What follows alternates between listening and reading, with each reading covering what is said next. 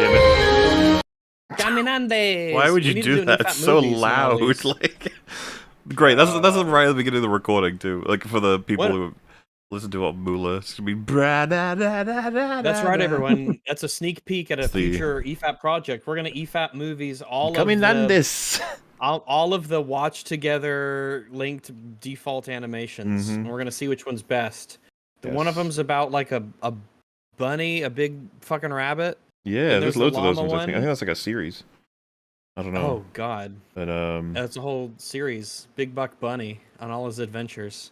Do you know, I was streaming today, and people were like, "You guys gonna get on doing Godzilla -1, Zack Snyder's Rebel Moon, and Aquaman 2?" And I was like, Jesus Christ, there's so many things to talk about. Have you seen The Fishman yet, Fringy? The Fishman? Fishman 2? Oh, Aquaman. No, not yet. Oh, you're missing out. Well, me and Rex saw it. If I was going to describe it, when people ask if I've seen Rebel Moon, I'll just say I saw Rebel Moon. It wasn't as good as Aquaman 2. Yeah, that's how I feel about it. Okay, yeah. I've seen some people say that Aquaman 2 was terrible, awful, miserable, just the worst thing ever, and it's like, I don't know if it was miserable. We had I think we had fun making fun of it as we were watching it. Rebel Moon was miserable. I agree with you, yes. I agree completely. It's gonna be sad, because it's like, wow, this is the end of the DCEU, huh? Aquaman is indeed like a dude bro movie for at least half of it. Kind of weird, in fact. It is kind of weird, yeah. But yeah, hopefully we get the Orm cinematic universe going after that movie. Seems to be the one. I'd watch the Orm cinematic universe.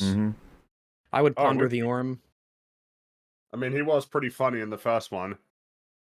Yeah, but unintentionally. That's the thing. They kind of like lent into and characterized him better in the second one than in the first one. Oh, okay.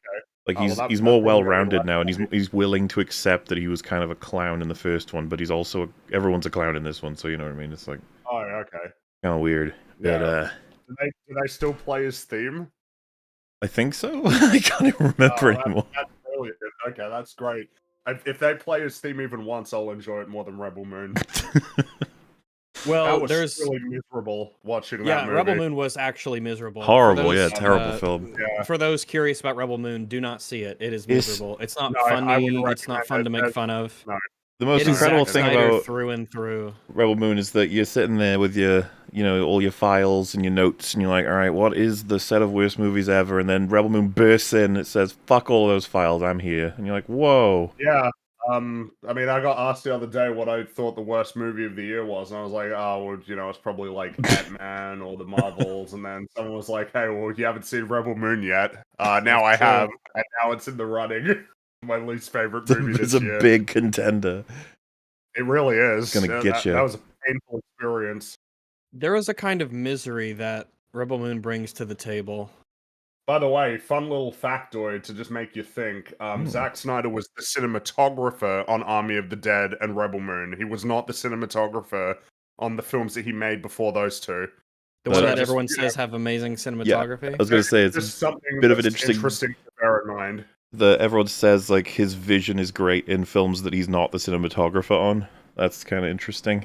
Which again, there's still something there, but I do find it interesting that the films that have been like the most unbearable visually that he's made are the ones where he was the cinematographer. Well, yeah, because I mean, Army of the Dead was one of the most unpleasant movies to watch visually I've ever seen. To the point where I don't know if any movie. Did I get a headache from it? I could have sworn I got a headache from it. I would be surprised if you got a headache from it. Yeah. I kind of was feeling pretty bad after it was done. It was painful. Also, someone asks, is this live or pre-recorded? Pre-recorded. Pre-recorded. Yes. Yes, pre-recorded. Pre-recorded seconds ago. Mm-hmm. Amazing technology we have. Also, welcome, Cinematic Venom. Do you want to tell me what you want to go by? Well, I'm assuming, do you want to be called, just calling you Sin or Cinematic or probably Rob, I'd imagine. Is that what you call me? CV? Rob, Cinematic Venom, either way. I've seen all the memes that are coming up in the chat as well for no reason. And no reason. Yeah. I'm sure they're quite excited that I've seen you guys have made a lot of memes about me, and they're very creative, so I've been loving every minute of it. Oh, the EFAP fans. The For No Reason meme pops up all the time. All the time. It's got some staying power. Well, The we way got that the you say Nor it, and from it- Fringy meme, and they combine them for Nor I've reason. seen a lot Pretty- of like particularly anti-gay memes as well. They're quite good ones.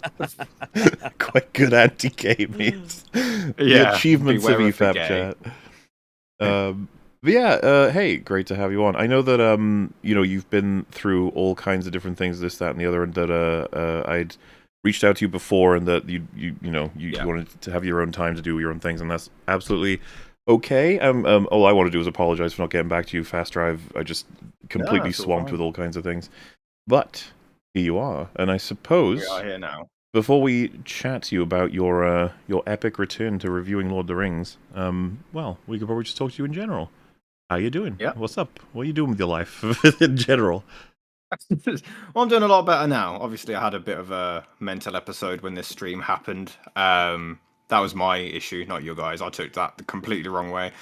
But yeah, the EFAP community have actually been really welcoming, as they still are in the chat as I'm reading along there. Oh, I'm sure, Return like I for said, no reason. they're Yeah. going to be very excited and hyperactive. Well behaved, I'm sure. Yeah, I mean, when the stream dropped, I did say this on a previous podcast, but I thought you guys were assholes. Mhm. I only caught about 10 seconds of it, and I was having like a really bad week.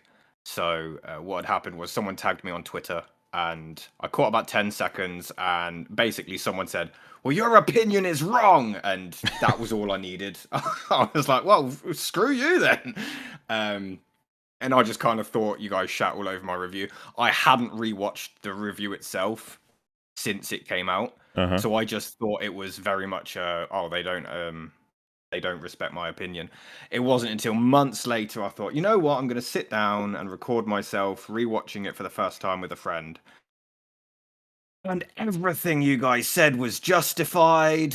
I'm not going to lie. Why did Gimli want Frodo to die? That is the main question we We have. still try to figure it out to this day, right? Gotta really, it's a lot of subtext stuff. I think it's to be drawn Yeah, out I of it. mean, when I decided to re-review it, I actually sat down with the intent. I was like, look, I'm probably still gonna hate the films, but at least I'll articulate myself a bit better this time. Mm-hmm. And then I got through Fellowship, and I messaged my mate who loves Lord of the Rings, and I said, I kind of enjoyed Fellowship. And I've never seen him so smug before in my life. And he was like, oh, wait till you get to 2. And then, yeah, the same thing happened with Two Towers. And then Return of the King. I actually really liked all of them. It was not a case of me putting on a front to make amends or anything. I genuinely really liked them. Earlier in the week, I attempted to watch the extended cuts for the first time. Oh yeah. I didn't have time to watch all of them, but I did watch the extended cut of Fellowship. I have quite a short attention span, but I was amazed because I actually really enjoyed it. There were things like at the start of Fellowship with the like the backstory of the hobbits and stuff that I don't think were really needed, but I still found quite interesting, if that makes sense. So yeah, no, I really like the extended cut. And over time, yeah, I look back and everything you guys said completely justified. The video was awful. I cringe at it a lot. And people are still typing in the chat, Gimli wants Frodo to die. Yes. That'll be the whole stream, I think. But yeah, well, that's really interesting, isn't it? 'Cause like we actually did coverage of the trilogy again. We tend to come back to it every once in a while. The three of us adore it. It's an 8-hour video that came out. I don't know if you've seen any of it, but like we try to go over in that, like how much we think there's so much to praise about a lot of the execution in it. And yeah, I'd imagine that on multiple viewings you will end up spotting things maybe that you didn't before, or you know, beyond just pressure from people saying like you were wrong. I imagine that you know, it's good to hear that you would actually genuinely enjoy it. That's obviously what people would want. But is it as good as Harry Potter? I haven't seen Harry Potter in so long that I can't answer that for the question. ages. Me neither. That was another thing. I have like, not seen Harry Potter in ages. I've only A seen long a few of time. them, haven't seen all of them. So, don't know. I yeah, know a that lot of Well, The Moria troll Really? looks better than the first Harry Potter troll. All right, that's. Yes. You just have to. Also, have to get doesn't that. the Goblet of Fire, isn't that the one with the time travel? Or no, Prisoner of Azkaban, right? That's Yeah. the time travel one. Time Turner, yeah. Goblet of Fire is the one where it's a very elaborate plan that was unnecessarily elaborate, right? I've seen Yeah. addressals of that, if that's a word, of that criticism. I can't remember what the counters were. That's the thing. I'm so They out of the can't be loop. good. I'm so out of the There's loop on Harry no- Potter stuff that like it's Like, hard for me to remember. I don't want to discount like people's defenses of it, but there's no fucking way you couldn't just have Harry touch a port key at any point that you wanted him to and just skip this whole song and dance. I think it's still wacky that all those kids can just die in that competition. Yeah, isn't that crazy? They can just fucking die. They can just be like, yeah, the dragon ate Billy, so Billy. Billy got fucking eaten by the dragon. Because they have to randomly draw, and this is based off of a lot of past, I get a bit redundant, but it's been a long time since I've read the books and watched the movies. But don't they have to randomly select which dragon they fight? And some dragons are pussies, and then Harry, of course, gets like the worst one, the Hungarian horntail. Ooh, the most devious and dangerous of all the dragons. And I'm like, okay, all right, no, that's fine. Fair enough. One of them's like floofy flea, but it's just this fat dinosaur dragon person that just like rolls around. Like, oh, there you go. When I was a kid, growing up and reading the books as they were coming out, I remember when Goblet of Fire was coming out, or the movies or whatever, whichever one it was, it doesn't matter. And I realized that one of the challenges was you had to go to the mermaids and fight the mermaids to save someone. And I'm thinking, well, if you haven't figured out that this is all underwater, you just can't even do anything. You can't even participate in the competition because you have to go all the way underwater to the bottom of this massive lake. Breathing apparatus prep, don't you? Then they all have like different. So if you don't have that prepped and you're showing up to the challenge and it's in the middle of the lake and you're like, oh fuck, what's this all about? And you haven't figured out that you have to have some underwater like device, you're just screwed. You just can't participate in the challenge with everybody. Hey man, it's ruthless, okay? I guess. People die. I don't know. Die. I wouldn't be surprised if Harry Potter falls apart more than any other like series. I haven't seen it in ages. Even though I like the films, I consider it to be like the least consistent film franchise ever, because when they make each film, they just adapt specifically from the book rather than make a sequel. Mm-hmm. So they don't explain things from like previous films. They just adapt from the book. Just get, like forgotten or so there's a part in like the 8th film where he's got like a shard of glass that shows Dumbledore, and that's not in any of the previous films, but it's in the book. So if you've not seen the book, you're screwed. Whereas Lord of the Rings obviously was all made at the same time, which really helped. Yeah. And you don't have to have read the books to enjoy the films. Yeah, I was about to say the Lord of the Rings is basically the opposite. It's all they're based off of the trilogy, but the films are very much in continuity with one another. Yeah, they sure are. Well, yeah. But why are Sam and Frodo gay? I don't know. We're trying to figure that one out too, because you're far from the only person that would have made that connection. That's a common one. You know what? When I rewatched them, I actually specifically tried to find points where they might act quote gay. And by the end of it, I was like, nah, I'm stumped. I genuinely couldn't find one. Well, most of it these days is people who want them to be gay, and if there was a new version, they would make them gay, and it's just like, man. Well, it used to be that the gay jokes were tongue-in-cheek, and they were just memes. Like, it's memes that they're gay. And then people started to be like, no, they really are gay, just like the way that they say that this character's trans, that character's trans, stuff like that. But no, they're just super bros. What I got confused about in Return of the King, I think Sam's marriage just seemed out of nowhere, but when I saw the extended cut of Fellowship, there's actually groundwork being planted there that kind of builds up that makes sense. sense. Fair enough, yeah.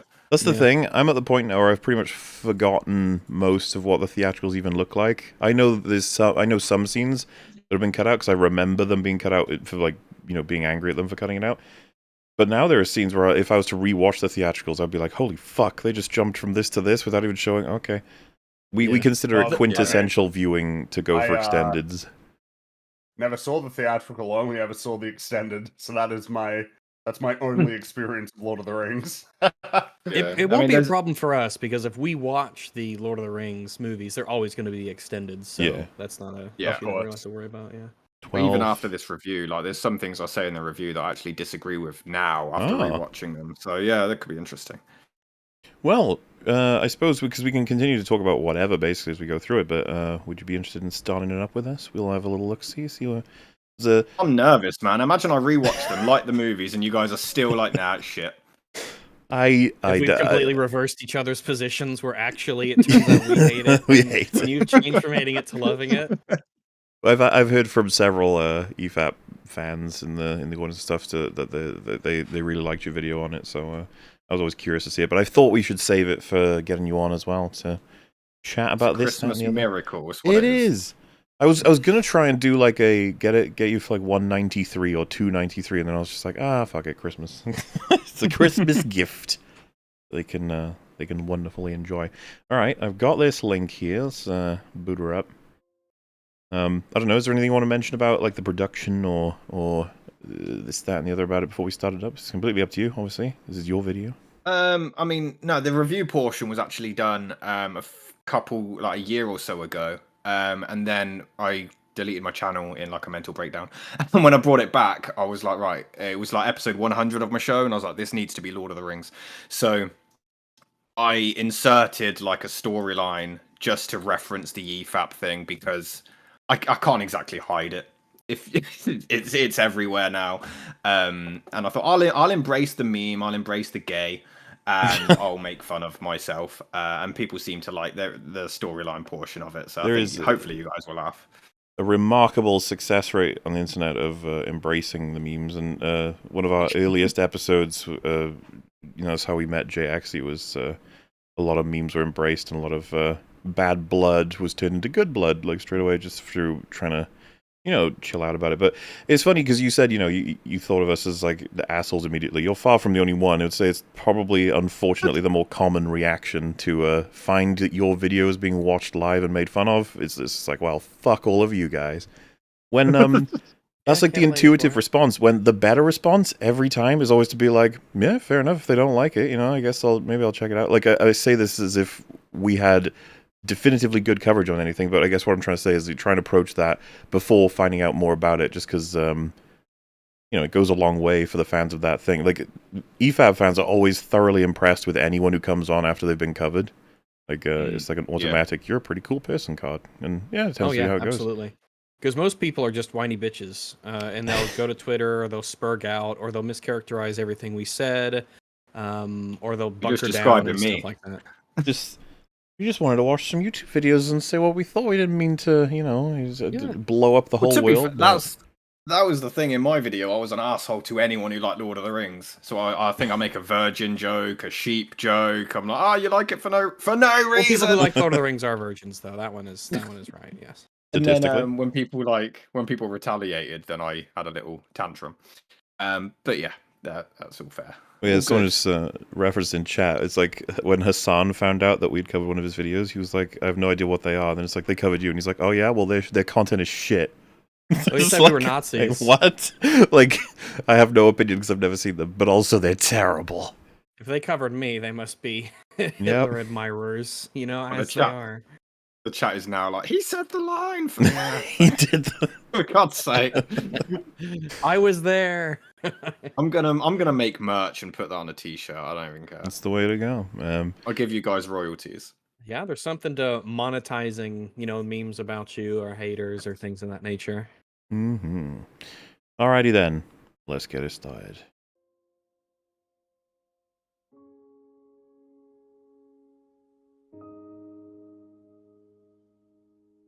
I gotta say, of literally every YouTuber I have ever seen in the decade plus that I've been using this website, I have never seen anyone worse than Cinema Virgin. Oh my goodness. Oh my god, Wolf, I forgot. It's Wolf.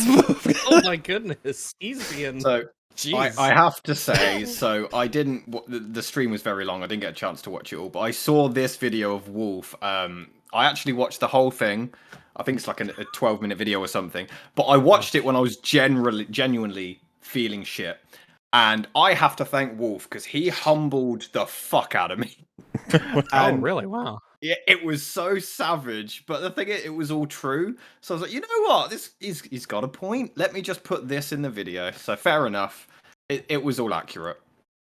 Wolf does have a way about him. He's got away with words. Yes. I would consider the worst. The worst. He didn't get a single fucking thing right in that entire hour and a half of worthless garbage ass video. He literally stretched so far that he couldn't even manage to pluck a point that made any level of sense. The fact that you act like a little bitch when people insult you, when you insulted people in like every 5 minutes of your video, goes to show what a spineless loser you are. A complete tool. He's being rough. Don't tell people you have Well, manic. Wolf's particularly passionate about Lord of the Rings. Wolf has things to say. That's certainly true. He's got opinions. The man is opinionated. Depression as a get out of jail free card, aside from it being just pathetic on a level that not even a child would go to. It's just really sad that you would use that after insulting people consistently. You can stop your pissy little snipes on Twitter acting like a 5-year-old, pretending like you have any say with your audience of 4 people who actually give a shit about your god-awful content. You make it a little difficult to sympathize with you. How badly can you miss the point, my dude? Yeah, no, he's just been a prick now. He's just been a prick now. It's not just that he doesn't like the movies. CJ's getting in as well. I can't even remember this that well, like the episode 100. That was a long time ago, to be fair. In a galaxy far, far away, yeah. EFAP 100 was... What would be that, three years ago? 3 years and a few weeks, yeah. 3 years, yeah. Fucking hell, time travels. It's the reason he says he doesn't like the movies, therefore they're bad. Or they're bad because he doesn't like them, and then he gives really terrible reasons.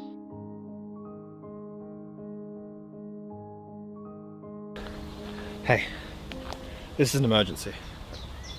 I need to see you. Now. Look, I need your help. If you really are who you say you are, and if you can really do what you say you can do, you're my only hope.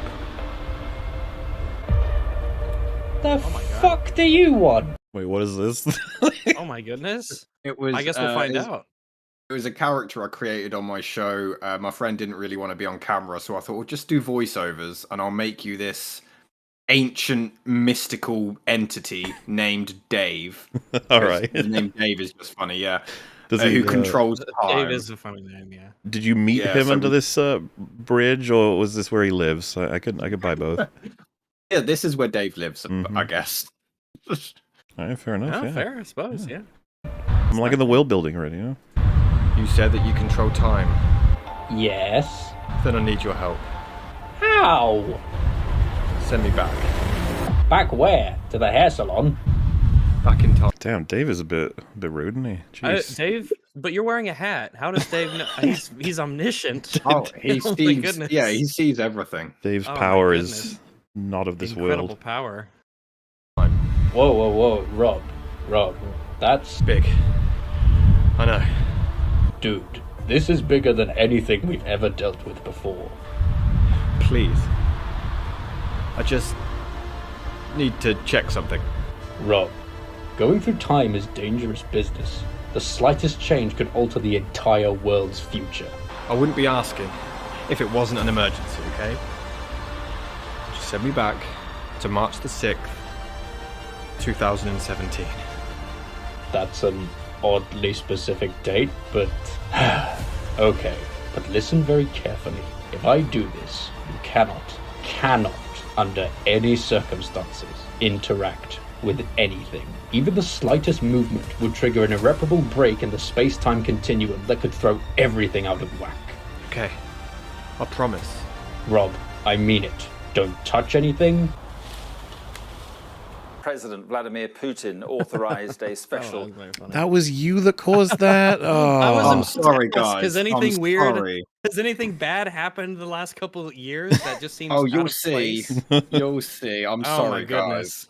military operation in Ukraine's Donbass region. Don't sneeze. Donald Trump wins the presidency. Oh my goodness, The guys. sneeze did My it, bad, damn. guys. Buckingham Palace announced the death. Oh of Her no! Majesty Queen It was you. You Because you sat sat down. down. So it's Italy's European Championship, and once more. This is Oh, soccer. not I too don't care. bad. Who knows anything about sports? What is this I don't sport know. thing? I don't. You can do I whatever ran out you of want. You can ideas, change alright. whatever you want in soccer. I don't care. Shootout for England. Don't step on a bug. The coronavirus is the No! biggest threat this country Oh has no! faced in decades. And finally, most importantly, do not, I repeat, do not interact with your past self. Completely understand. So all in all, it is such an overrated trilogy. They're clearly gay, none of it makes sense, they do shit for no reason. It's a great summary. Clearly gay and do things for no reason. I actually wore the same hoodie as that review, but I didn't have the RoboCop t-shirt anymore, so I had to Damn. literally Amazon one. And then dedication. I like it. Yeah. I tried to find the location in these woods where I shot the Two Towers part, and I couldn't find it. So I was like, oh, I'll have to just find the tree that I climbed instead. But I think I matched it up pretty well. Did you got to that same tree, or did you find a tree that looks similar enough? I think it was the same one. I don't know. There's a lot of trees there. It's a big So- forest. This is all wonderful trivia for the production. It's like Lord of the Rings. I It's like behind the that. scenes. Yeah. Rob, you gay? What? I mean, is it just me, or the way you're just standing there clearly looks like you want to fuck me in the ass? What? No, I'm you, but from the future. What? I'm from the year 2023. Things have gotten real bad. Yeah. You have no idea. The flying queen, cars. she's dead. No, are you high? Whatever you do not post this review. I appreciate the subtlety of the joke of do you have flying cars in the future when it's only 4 years in the future. Yeah. Review, man. Seriously, dude, you're gonna post this review, and it's gonna go viral. Really? Not in the way you're thinking. You're gonna be Not in the way you're thinking. humiliated. Not in a It's good gonna way. destroy your entire YouTube channel. Virgins. People are gonna make memes about you. Your entire YouTube channel is gonna be completely destroyed. What, just because I don't like some films? Well, no, maybe it's because you got everything wrong. What? Look, you don't want to do this. And besides, Lord of the Rings is really good. Yeah, you're definitely gay. What? No, I just rewatched it. Look. A lot of gay people have been known to like Lord of the Rings. It is true, statistically That's speaking. true. I can't name any, but they're out there. They're out there. How about we just forget about the review for now, okay? Let's just go home and we can watch the films together. What? No, why would I do that? I'll give you next week's lottery numbers. Sure, fine. You're gonna break the space-time continuum, though. You gotta be careful. Well, The you Lord know, of the once Rings- the queen's dead, just go for it. She's already dead. We fucked everything up. It's fine. It was a worldwide phenomenon and remains so, which is incredibly impressive considering they were published as books nearly 70 years ago. Author J.R.R. Tolkien started out with a fantasy tale, The Hobbit, in 1937, but went on to write a trilogy of sequels adapting to the lore during World War II, though they wouldn't be published until 10 years after the fact. In 1969, Tolkien sold the rights to these stories to United Artists for around £100,000, supposedly to pay off a tax bill that he owed, though it's unclear whether that's entirely true or not. But this sum would be the equivalent of nearly £3 million today, as well as gaining 7.5% royalty from any future adaptations, which would continue to go That's a to lot his of estate royalties. once he'd pass away. In 1976, United Artists sold the majority of these rights to Solzant's company, though they did retain the world distribution rights to any further movie adaptations. Rankin and Bass managed to license the rights, and an animated TV special adapting The Hobbit was produced in 1977, followed by an adaptation of the third book, Return of the King, in 1980. However, in 78, just a year after the first TV special was aired, an animated feature film adaptation of The Lord of the Rings was made. Although it earned decent money, fan and critical reception was mixed, and it didn't make nearly enough at the box office to warrant a sequel. I've only ever seen clips and pieces of that. I've never actually seen the whole thing. It's a trip. Likewise. It's, it does get referenced here and there. A bunch. What's your take on it, Rags? You've seen it, right? I think it is very much a product of a different time. They pretty much rotoscope the entire thing, which makes it a very interesting visual experience to watch. Mm-hmm. A lot of the things, like clearly they had people acting out all the stuff and then they animated over it, which is, there are some interesting things that happen along the way, I'll say that. But it's just from a different time. It's very, very whimsical, and it has this charm to it. It doesn't have this sense of epicness that obviously the modern trilogy has, if I can still call it the modern trilogy. But it's just a whole different animal. But it's just very charming and kind of whimsical.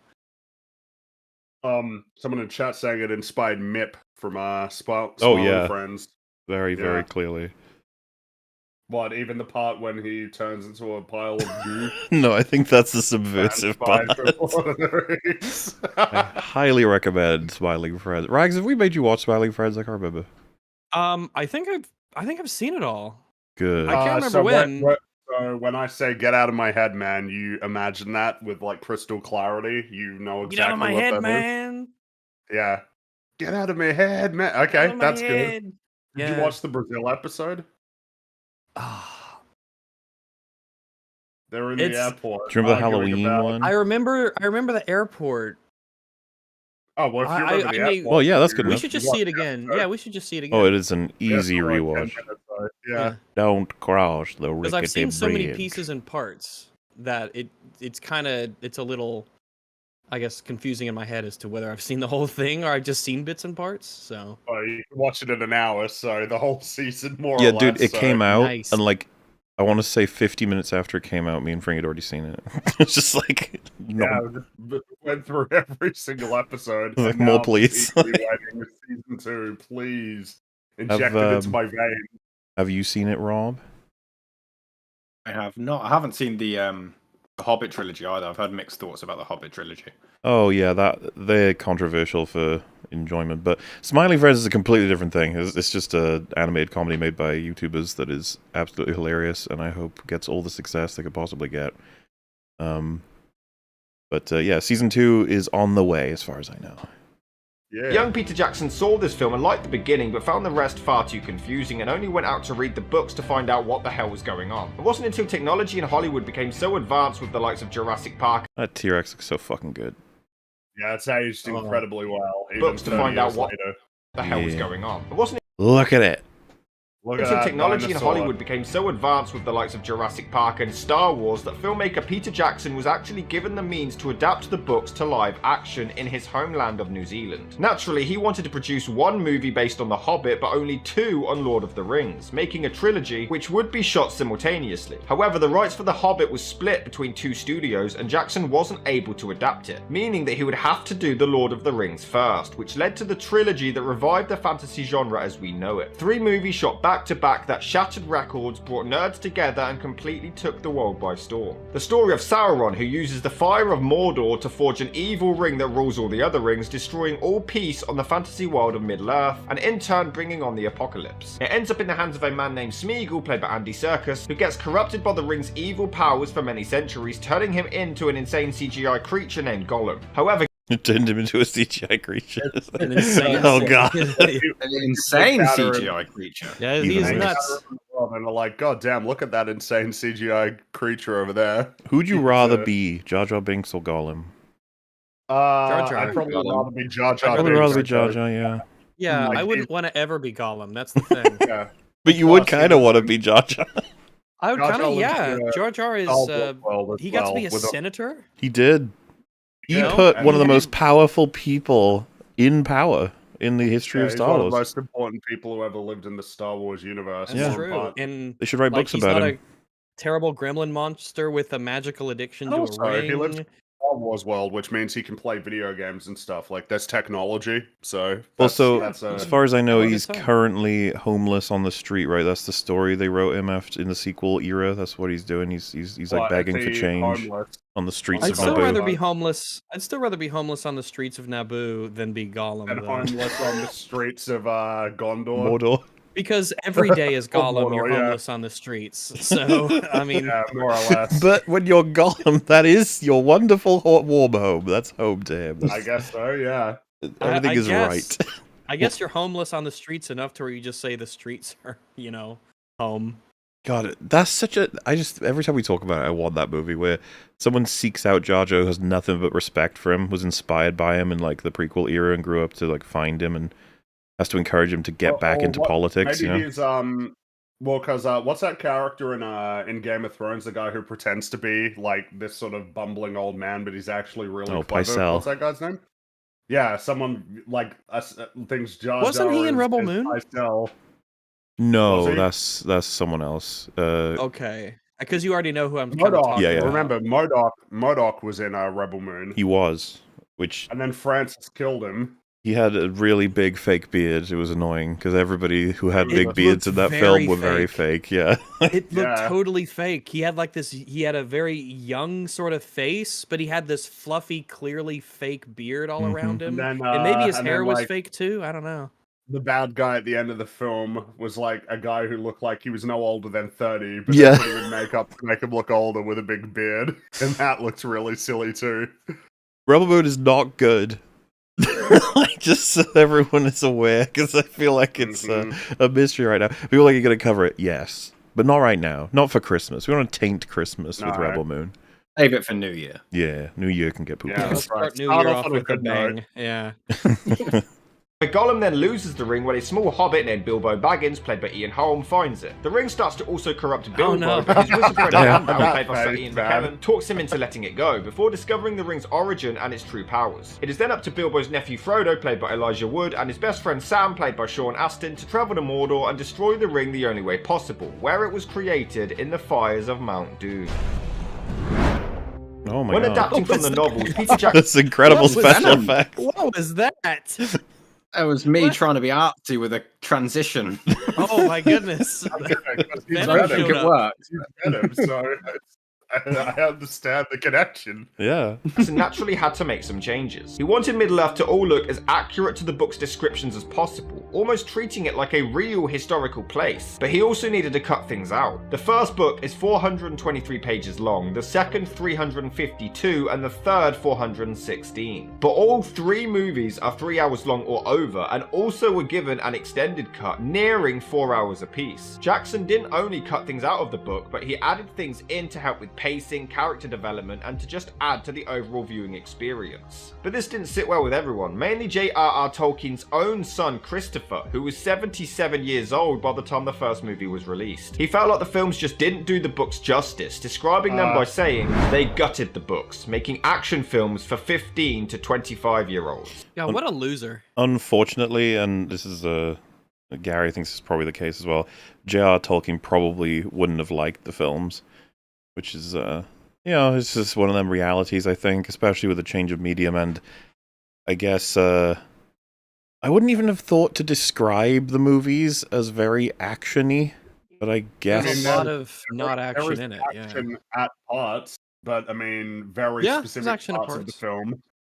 That's a good way to That's, describe it, though. There's action in parts. Yeah, the majority of the film is not action. The majority of the film is adventure, Plot and conversation. characters, Yeah, and Yeah. chatting.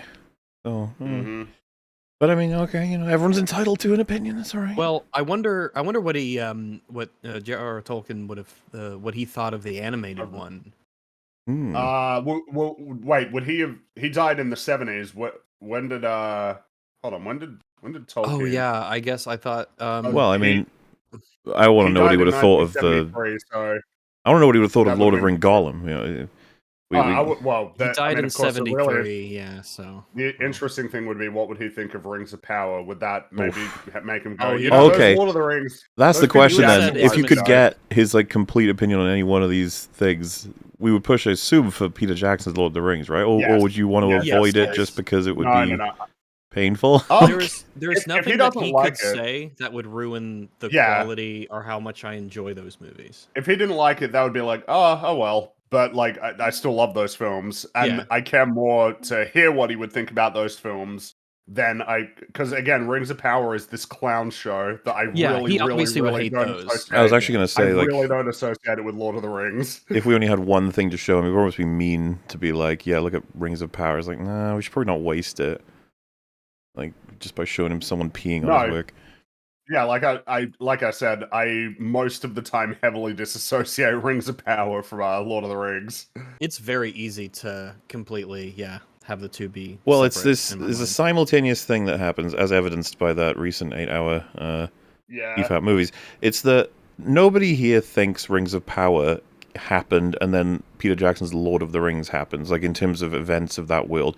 However, No. whenever Galadriel comes on screen, it is kind of like, like this. Yeah. There's the A little real bit. Galadriel, not the fake one. And then, Mordor and how it's constructed. Well, it's kind that, of like how when you watch the OT, you might get flashes like Yeah. like the flashes that Frodo gets of like of Sauron looking at him, Yeah. his flashes is kind of like when you're watching the OT and you get flashes of The Last Jedi and stuff. Mhm. Just flashing in like, oh shit. Damn it. kind of thing. Damn It's you. one could describe it as damage or curse, but ultimately we would never want to admit that anything has happened to the precious Lord of the Rings films, and that really they haven't. I think, as time goes on, the more and more Rings of Power becomes a memory and then fades into legend and then into myth until it's completely forgotten by everybody, right? That's the meme. What I am really curious about is whether or not it actually gets to complete its run. I was thinking about this the other day with I would be surprised if Halo gets a third season. I think I would be surprised if that happens. Yeah. Because you can't be Halo now, especially when there are actually like good video game adaptations coming out. You can't. That's not good enough. And kind of in the same vein, like Lord of the, Rings of Power is like so bad, and nobody like that film didn't garner much appreciation from anybody at all. Like there really aren't people who were passionately, oh yeah, I love Rings of Power. And if you don't have people who are like passionately in favor of it, but people like, no, it's better than those losers are saying, but then they never rewatch it and never talk about it ever again. That's not good enough. Like, that's not gonna be enough to carry you for multiple seasons. So I do wonder if they're gonna get the 5 seasons that they want. If it takes them 2 years per season, they are going for the full 5. Gary was saying like they're fucking 65 when season 5 comes out. It's gonna be insane. Like if they actually they're did making them every 3 years, Yeah, and or- that makes it harder too because. Wow, I mean, that's a long time to wait. Well, I say a long time to wait as if everybody's eagerly anticipating it. A long time to wait for a second season. It would be Whereas, fucking insane for them to pull out all 5. Like, they just commit. That would be so... Especially when the first season cost, what, $500 million? Of Rings of Power? A shit ton. Something absurd, yeah. It is. I think it's the most expensive season of TV. It's most expensive. Yes, it is. More expensive than good old House of the Dragon, more expensive than The Last of Us, more expensive than Halo. More expensive than a lot of Remember things. Halo? No, you don't. Yeah, season It's 2 coming back, out in 2 boys. months. It's coming back. What I'm getting out of this is that I shouldn't watch Rings of Power. Or Halo. No. Or Halo. No, don't. Just play the game. Avoid. Okay. He would even later sue the studio New Line Cinema for the Tolkien estate receiving no money from the movies whatsoever, though it was later settled out of court and he pursued no further action towards the Hobbit films. And correct me if I'm wrong, but I'm pretty sure he protected Lord of the Rings from the eventual Amazon adaptation for Rings of Power and stuff, so even if he didn't like Peter Jackson's Lord of the Rings, he was a good little shield for Lord of the Rings not getting adapted further into the horrors of mediocrity. I suppose, in a way, even though he's wrong about Lord of the Rings, that did essentially create, that buffer between that terrible. It is kind of nice that they're sealed within, like, there's a, like you just said, a buffer of many years between, Peter Jackson's Lord of the Rings and anything else. I say that as though the OT doesn't have that with the sequels. Like, it's a huge amount of time, but I don't know. It just feels like they are safe in their little era of the early 2000s. Honestly, although I've only read Fellowship and wasn't too keen on it, I think the movies do a great job bringing this world to the big screen. You can tell the sheer amount of effort and research Jackson put into this. The film opens on the Shire, home of the Hobbits, and he has brought this world to life flawlessly. It looks great and captures the fantasy feel so perfectly. You almost wish you could just walk around the Shire and meet all the Hobbits. Well, I guess you can't meet the Hobbits, but you can walk around the Shire. Yeah, you can. Yeah, Hobbiton. Yeah. Which, if I go to New Zealand, which will hopefully happen at some point, I definitely want to go to the Shire. Is Gandalf inspired by something else, or is he the quintessential core, like, base plate wizard that... is Merlin... Merlin feels like a different kind. There's been a number of different iterations of Merlin over time, so...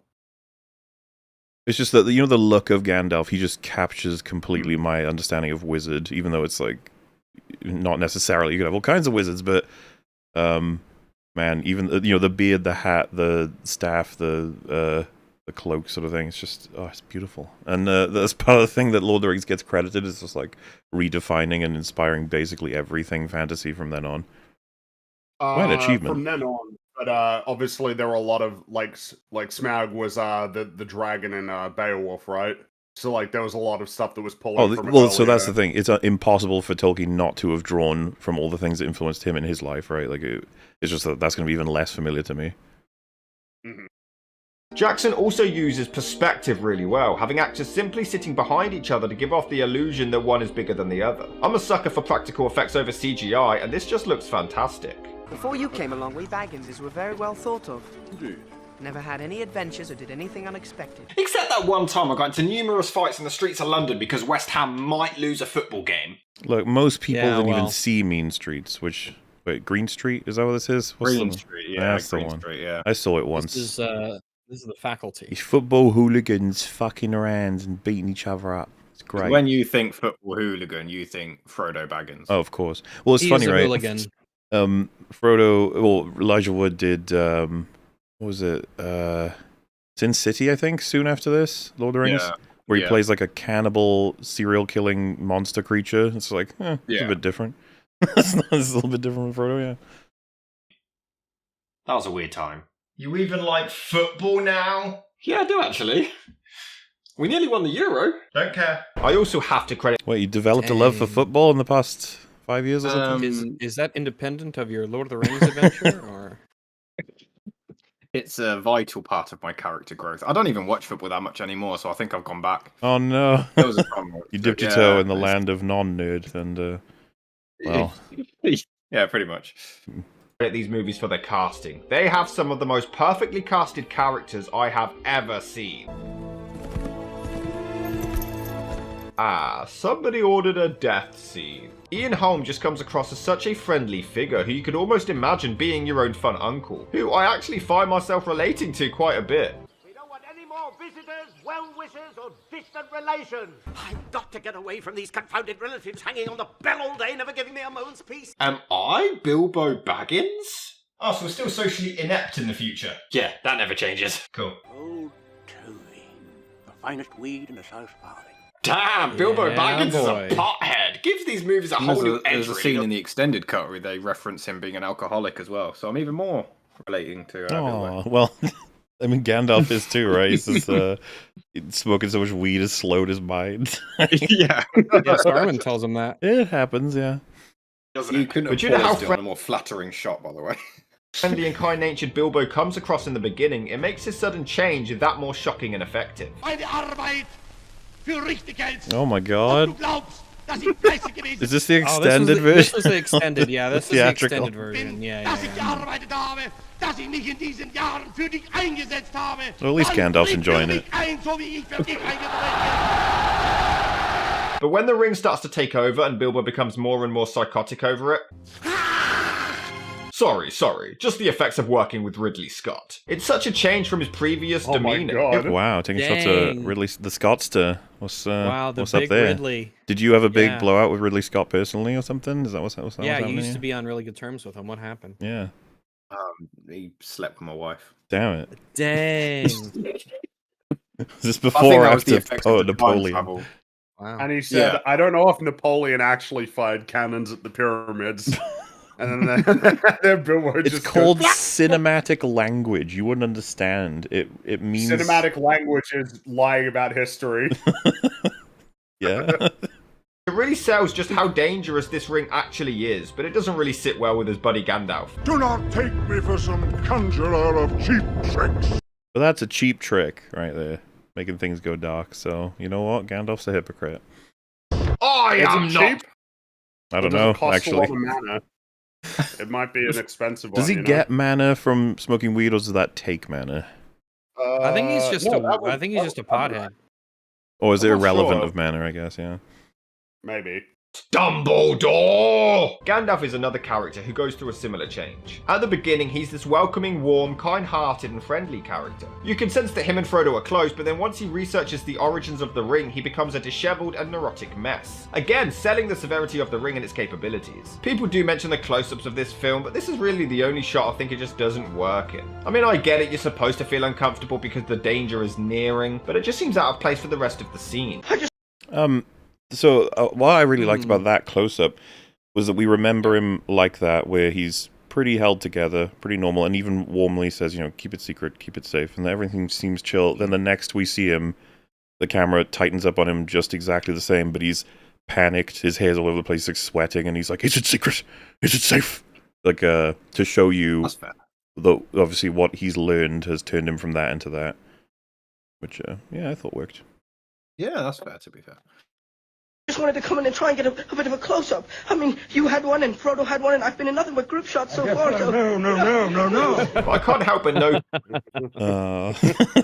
just how the blast making it. Yeah.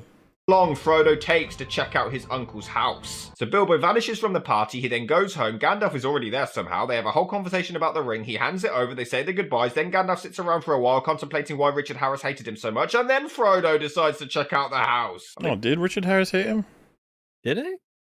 Yeah, there was a part where I think he was considered for the part of Dumbledore. He turned it down because he was doing Gandalf. Richard Harris got cast, and then Ian McKellen said something about it. I don't know. I think he...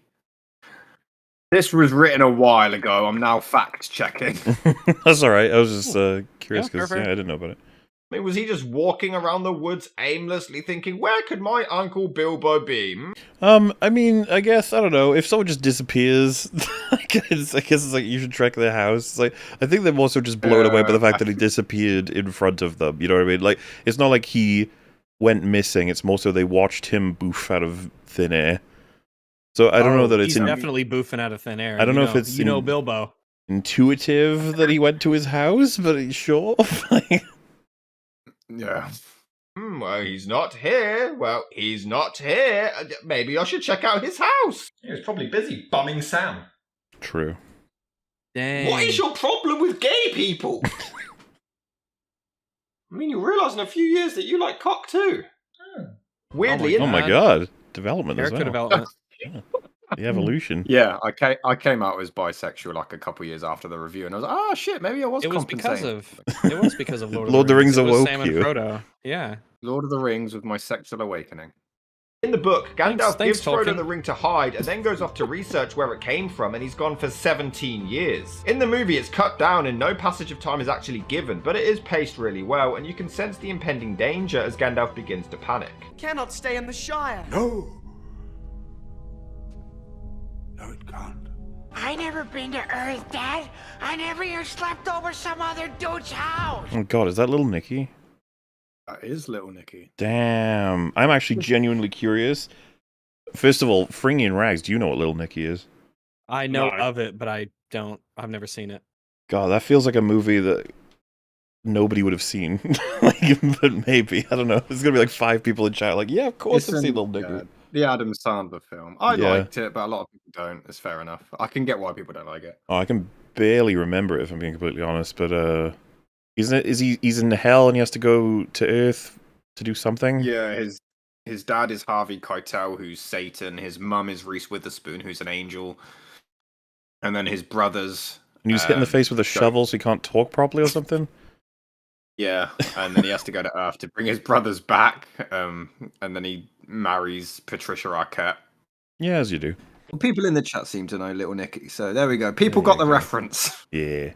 Frodo's cousins Merry and Pippin are hilarious, and I actually quote them far too often. What about second breakfast? And Gandalf acts like their disappointed father, always being made to clean up their mess, forcing them to do chores. In the book, Pippin throws a pebble down a well, which gives away their whereabouts, but in the movie he accidentally knocks down an entire damn skeleton. But I think it's so much funnier this way. I'll never get tired of Pippin being a screw-up, and at least here it was actually accidental.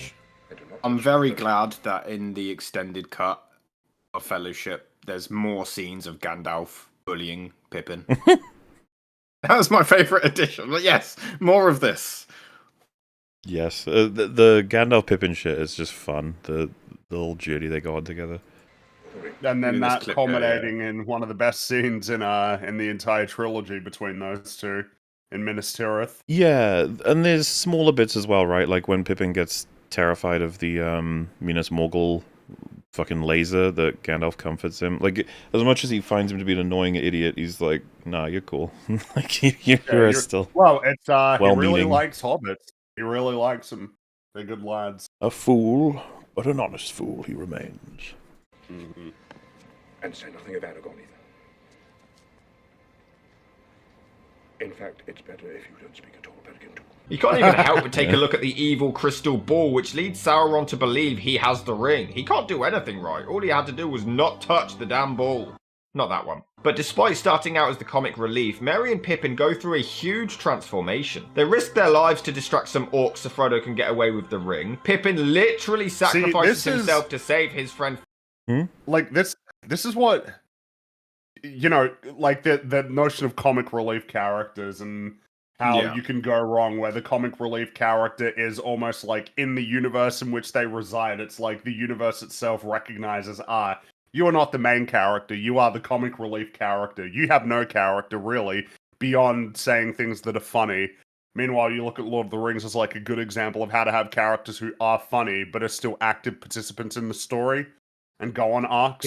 Yeah, and you have characters who do funny things because of their personalities or their traits, but their personality isn't just summed up as you are the meta comedy relief character. And that the world affects them no differently. Like, they're not protected because they're the comedy ones, so that they can't get in any serious trouble. It's not like they are devoid of the capacity to be involved in dramatic moments because they are the funny people. If you remember as well, I think when Frodo gets like speared or whatever in Moria, they're the first two to, like, it all quietens down, right? And it gets really serious, and then they jump on the back of the troll. The fucking the two comedy ones. Because they're pretty they charge into battle. I mean, they're the first ones to charge at the battle at the Black Gate as well. After, ain't it perfect that their separate journeys lead them to becoming like full-on members of Rohan and Gondor separately? Yeah, and it's cool how those stories. Yeah, exactly. When they've been together for their whole lives, more or less, and then they get split apart and both go on these crazy adventures that lead them to being the first people after Aragorn to charge at the Black Gate. So much so that everybody behind them is like, "Well, shit, now we gotta go. If We the should hobbits probably are running into battle, then we gotta go too." Faramir from being burned alive. Despite his concerns, Gandalf challenges Pippin and gives him these tasks, and he does have heroic moments to prove himself. They show that anybody can become a hero in this franchise, even the most unlikely of hobbits. After Pippin is suspected of having the ring, he has to be relocated for his own safety, and it's a decent little side quest, and it is really emotional to see him and Merry being separated after all this time. And when they do reunite, it is equally as emotional. It's awesome to see Gandalf kick ass, and Pippin is even in there to get his own kill as well. It's a great transition from useless comic relief to underdog hero. Saruman, played by Christopher Lee, starts out as Gandalf's friend, but this doesn't last particularly long, which is quite interesting. Saruman is hardly in the first book, and even then he was only mentioned during Gandalf's backstory. But he's fleshed out here, and it's a unique touch as he suddenly switches and becomes evil, believing that the fight against Sauron is meaningless as they can't possibly win, so he decides to just join the dark side instead. It's unusual for a character change to happen as soon as they're introduced, especially when it's only 45 minutes into the movie, but I'm all for it. There's a lot of story to cover, and it doesn't dent the pacing one bit. Yeah, villain who turned evil for no reason. Did you have the film on mute? I like this format, this time travel format. You've been able to weave time travel as a mechanic into the video really well. The old character with the new one is fun. And because I'm trying to remember now, like that was an issue you took with it in the first video, but now I'm starting to realize like you were reviewing the theatrical versions. Did we know that when we covered your video? I can't remember. I can't remember because that was 3 years ago. Yeah, it's been a while. Because I was just thinking, of course, like I can't even remember what Saruman scenes are in the theatrical fully, because I assume that a lot of them I don't even know anymore. It's just too difficult to remember. Him and Gandalf then come to blows, and it's actually pretty cool, though it reminds me of the Yeah, ending of I Sword love in the that. Stone. Though the spinning scene has always looked silly to me, and I just struggle to take this seriously. Honestly, these characters are all so strong. It's fair. Everyone laughs at the spinning. It is a little goofy, but you know, it's like when Frodo's got Smeagol on him and he's invisible. So.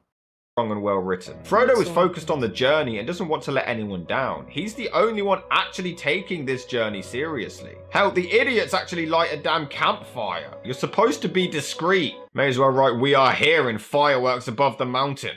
I'm surrounded by idiots. Sam is just hell-bent on protecting Frodo and making sure he succeeds, stopping him whenever he's about to put the ring on. Merry and Pippin tag along on the journey, but they don't know about the ring yet, so they're remember the parody of that scene in you remember in the South Park episode when they needed to go back to the like Blockbuster, and then they were being chased by the 6th graders, and so like Cartman and Kenny, like Stan and Kyle were hiding beneath the tree, and the 6th grader was like the Nazgul leaning over looking for them. What I was saying when we were checking out the parody and the French and Soldiers one, I was like, do you remember when we used to have parodies of good things? Like, Yeah, and the that was parodies really themselves were good too. And the parodies were good. Well, but good and inventive and creative. Well, you know, I've said before that like parodying some stuff is getting difficult. Like parodying, you know, I saw people saying like, you know, with the whole Twitch black bars thing that's been happening. I saw someone say like, South Park really need to make fun of this, and it's like, well, they kind of did without even realizing it. With the whole Randy and OnlyFans thing, that kind of covers it. It's like, yeah, it's just that it's going so fast and everything's so retarded that it's like so fast and it's getting crazy. it's difficult to parody real life because it's already hard to believe. When compared to before, yeah, parodies of things that the creators really liked, you know, because I was pointing out Blue Harvest, that's another example of I mean, they're making fun of Star Wars, but they love Star Wars clearly. But like, who's gonna do a Blue Harvest parody for like The Force Awakens, you know, that's never going to exist. There's an element of you should understand what it is that you are parodying when you parody it. Because if you don't understand what it is that you're trying to parody, then you miss a lot of the marks on what you should say about it, or you know, a lot of the details and info and you know things that I guess what fan might take umbrage with, or just like fun memes and stuff, like you know Gandalf spinning around or stuff like that. Mm-hmm. Mushrooms instead actually makes sense. But as the films progress, you really do sense their hearts of gold and true loyalty. They find out about the ring and agree to help without question. The tension is great in this, and since we're quite early into this adventure, so we know that Frodo is It really is like a trait that's almost overlooked, the fact that they never like shy away from any of the responsibilities that they provided Merry and Pippin. They both go for it. Likely to die due to his connection with Bilbo in the ring, but the other three haven't been shown that much. It's really good suspense, as any of the others could possibly be killed off. That fellow's done nothing but stare at you since we arrived. Calm down, Sam. You can't even see the dude's eyes, you paranoid schizo. The first time Frodo wears the ring is such an iconic moment. It introduces the character of Aragorn, played by Viggo Mortensen, and is such a powerful moment anyway. We see the powers of the ring, we see how dangerous it can be if it's worn, and the reaction of those around him. Although they don't react when he reappears, which is a bit weird. The Nazgul look terrifying and have a really intimidating presence, but they seem to have no patience and are just incredibly lazy. So we get the fake out where they're about to kill the Hobbit. Wait, incredibly lazy? Yeah, I'll get to that in a sec. Oh, okay. But they've switched beds. Aragorn then tells their story to the others whilst watching them from a window, and because they spent 20 seconds looking for them, they just give up and go on home. Well, we tried. Who's on for a Netflix marathon? I've made jokes about that in our coverage about, like, as much as they were in the wrong room, it's like, is that not really bad news that they could come to ours eventually? And Aragorn doesn't seem to be bothered by it. He's like, well... I guess that's why he's on the lookout and watching. Still, you would want to leave, right? Maybe be in a different building, you know? Not the room over, like, oh shit, I hope they come. Yeah, like if the Nazgul just like, alright, Bob, you go that way, I'll go this way, you go that way, we'll just search the place in general. Of course one of them is called Bob. Of course. Eventually, knock on the door, they're like, hello? And Aragorn's like, no, we're not in here. This is a different place.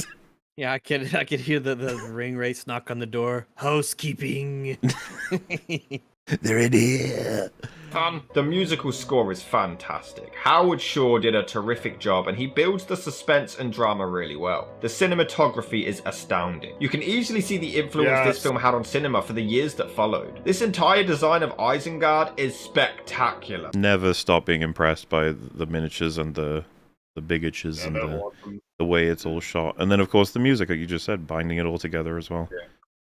And clearly influenced Buffy the Vampire Slayer's Hellmouth just a few years later. That's oh, look at me, I've probably got true. crane shots. Oh, look at the pretty images. Oh, Peter, should we maybe write a script? No, pretty images. What's the fucking movie? The character of Arwen is so badass. She gets introduced quite quickly, but her and Aragorn have been a couple for a while, so there's no need to waste any time initiating the relationship. Frodo is also dying at this point, so time is a major factor. But man, she takes out the entire Nazgul like Quentin Tarantino takes out anyone who dislikes his movies. It is a very sad scene as she believes that Frodo is dead and his destiny is over. That's a reference that I don't get.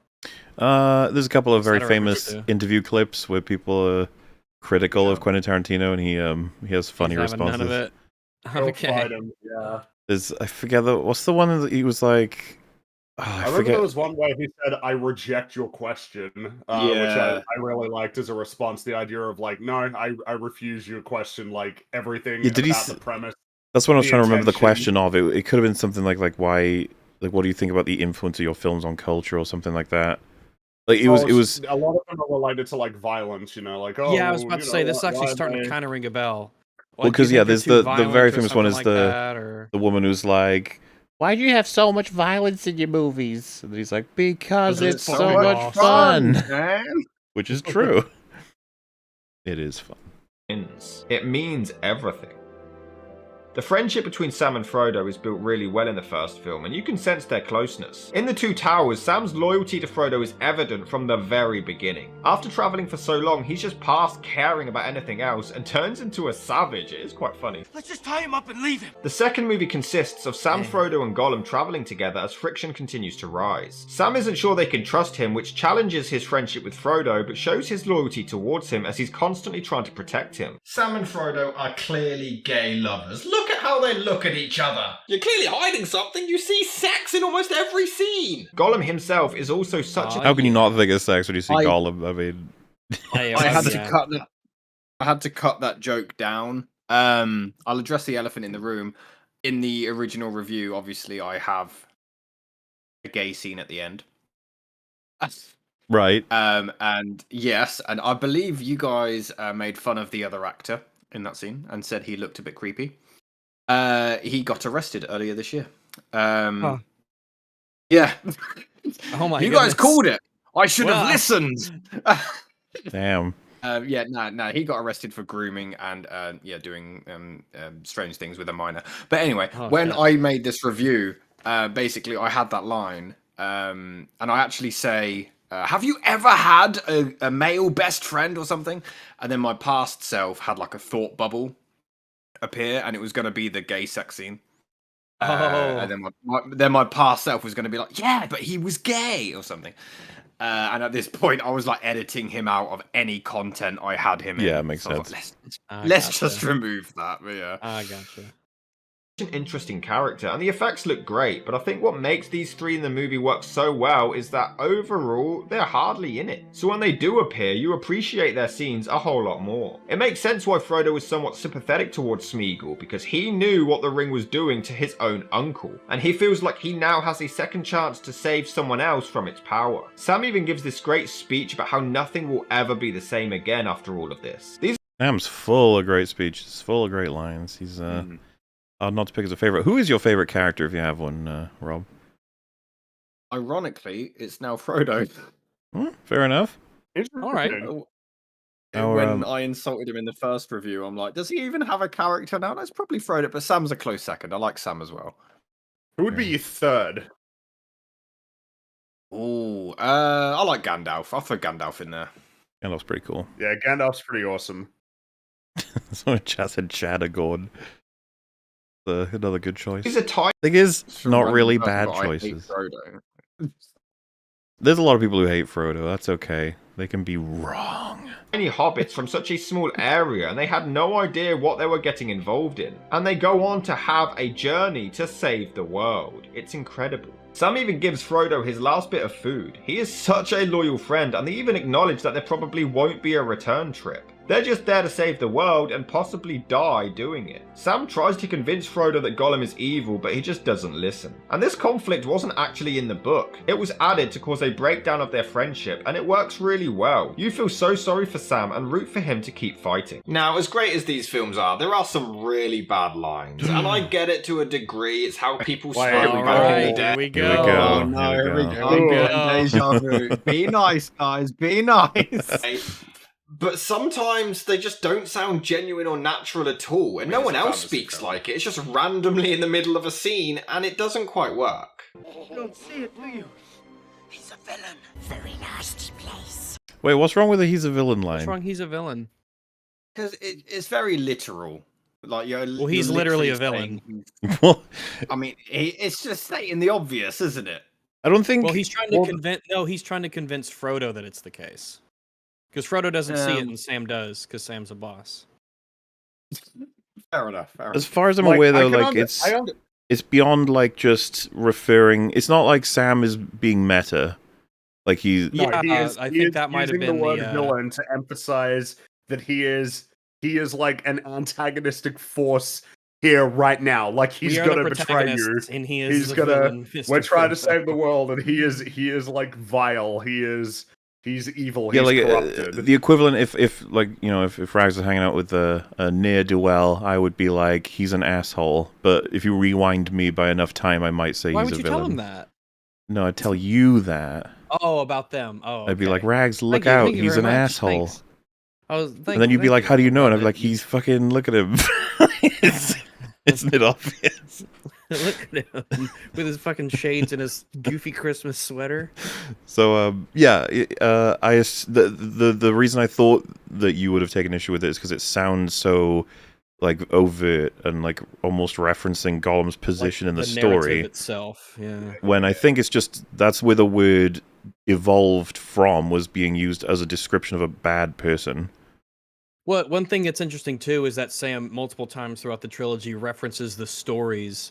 Not only of that Bilbo was writing, but of just referencing what they're doing as a story that will be told, and stories of heroism to keep them going. So even in that sense, there's actually a bit of a through line there that he would use that.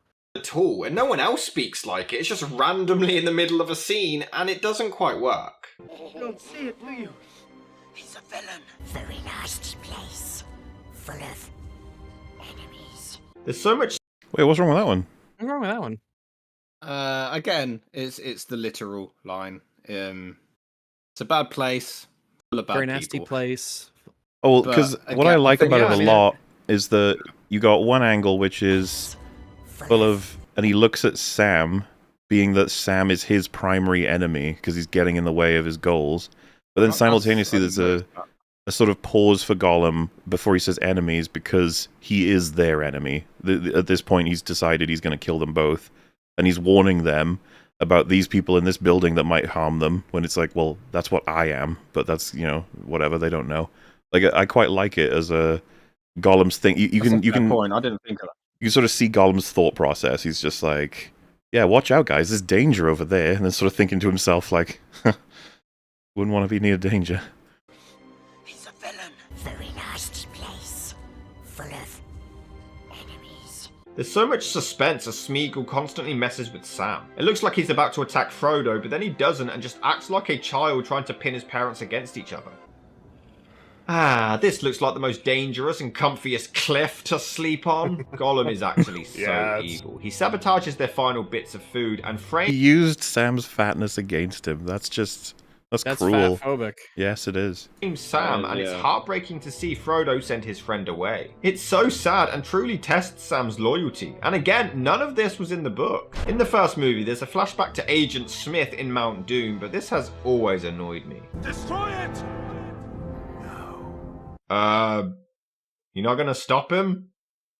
He's kind of holding the ring. I've heard this criticism before, so I assume we have said this in the initial coverage, but Elrond stopping or taking the ring from Isildur would have dramatic political implications. And I know you're saying, like, it would be saving the world, but it's not going to work out is kind of the point. And I think Elrond's position as well is, like, this is a test for man, and they're failing.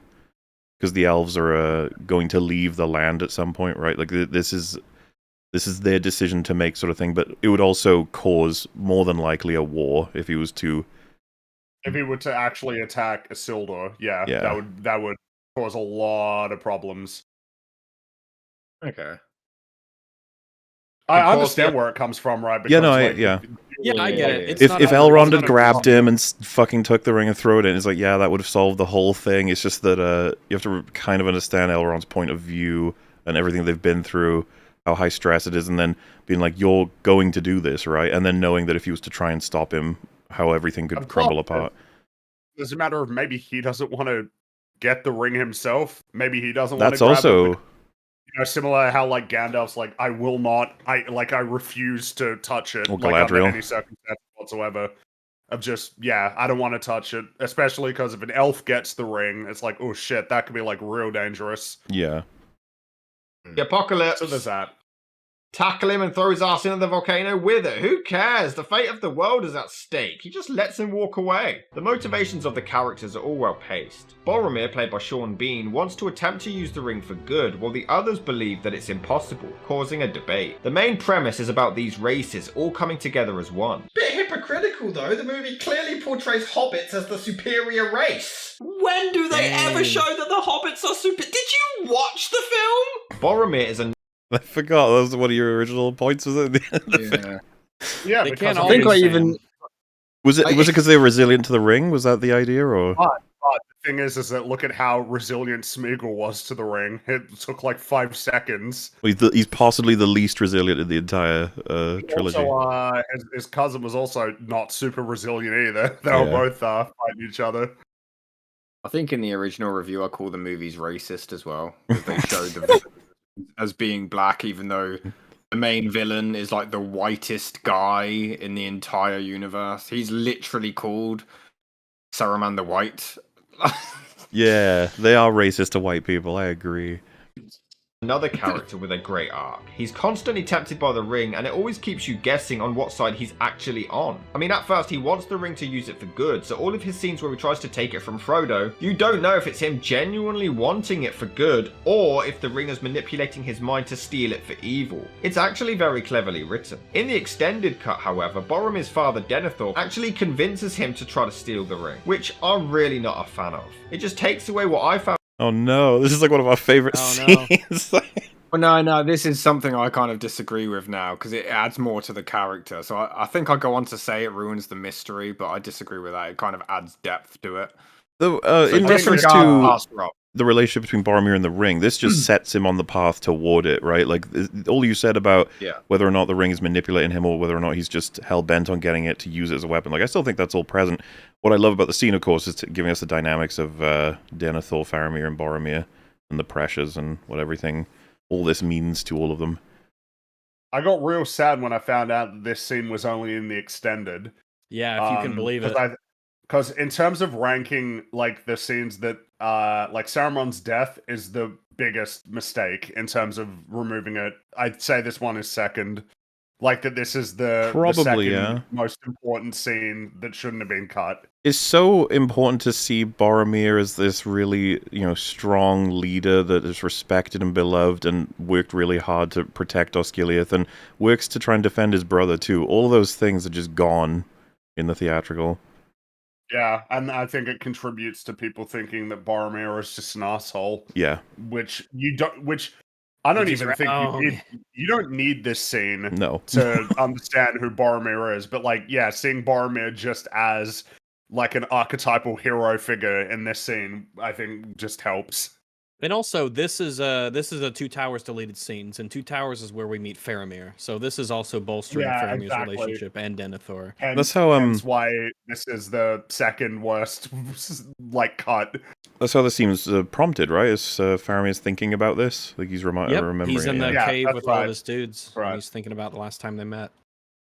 And plus, I want more Boromir scenes. I want him in there. I saw there was a video I recommended that said 6 minutes of Boromir just being a good man or whatever, and I was like, I had that in my recommended as well. Yeah, I saw that one. It's true. It's true. All of his scenes is true, except maybe one or two. That's the thing. Boromir is a tragic character. Yeah. And if bad things happen to bad people, it's not tragedy. his whole character. But to fulfill Boromir's arc completely, he shows up to fight and redeem himself, but nobody is surprised that Sean Bean dies. But man, talk about taking death like a champion. How many times does he need to be shot to die? I love the character of Frodo. He's just this little hobbit with no prospects or anything, but thanks to his uncle being a nosy little bastard, he has to clean up his mess and is now on a life-endangering journey that he... Hey, Bilbo just picked up a nice ring, okay? He's like, oh, look at this ring. If you saw a ring like that, you'd pick it up too. I think I would, to be fair. All of us would. We'd be like, oh, sweet, the One Ring. The super interesting thing about Frodo, because it's in the Council of Elrond, it's the reason why essentially everybody accepts him doing it is because he doesn't have any apparent ambitions for wanting the ring compared to anybody else, where obviously Boromir's got his concerns about Gondor wanting to use the ring, and then you've got the conflict between the dwarves and the elves, and then you just have Frodo, just this innocent hobbit saying, yeah, I'll do it.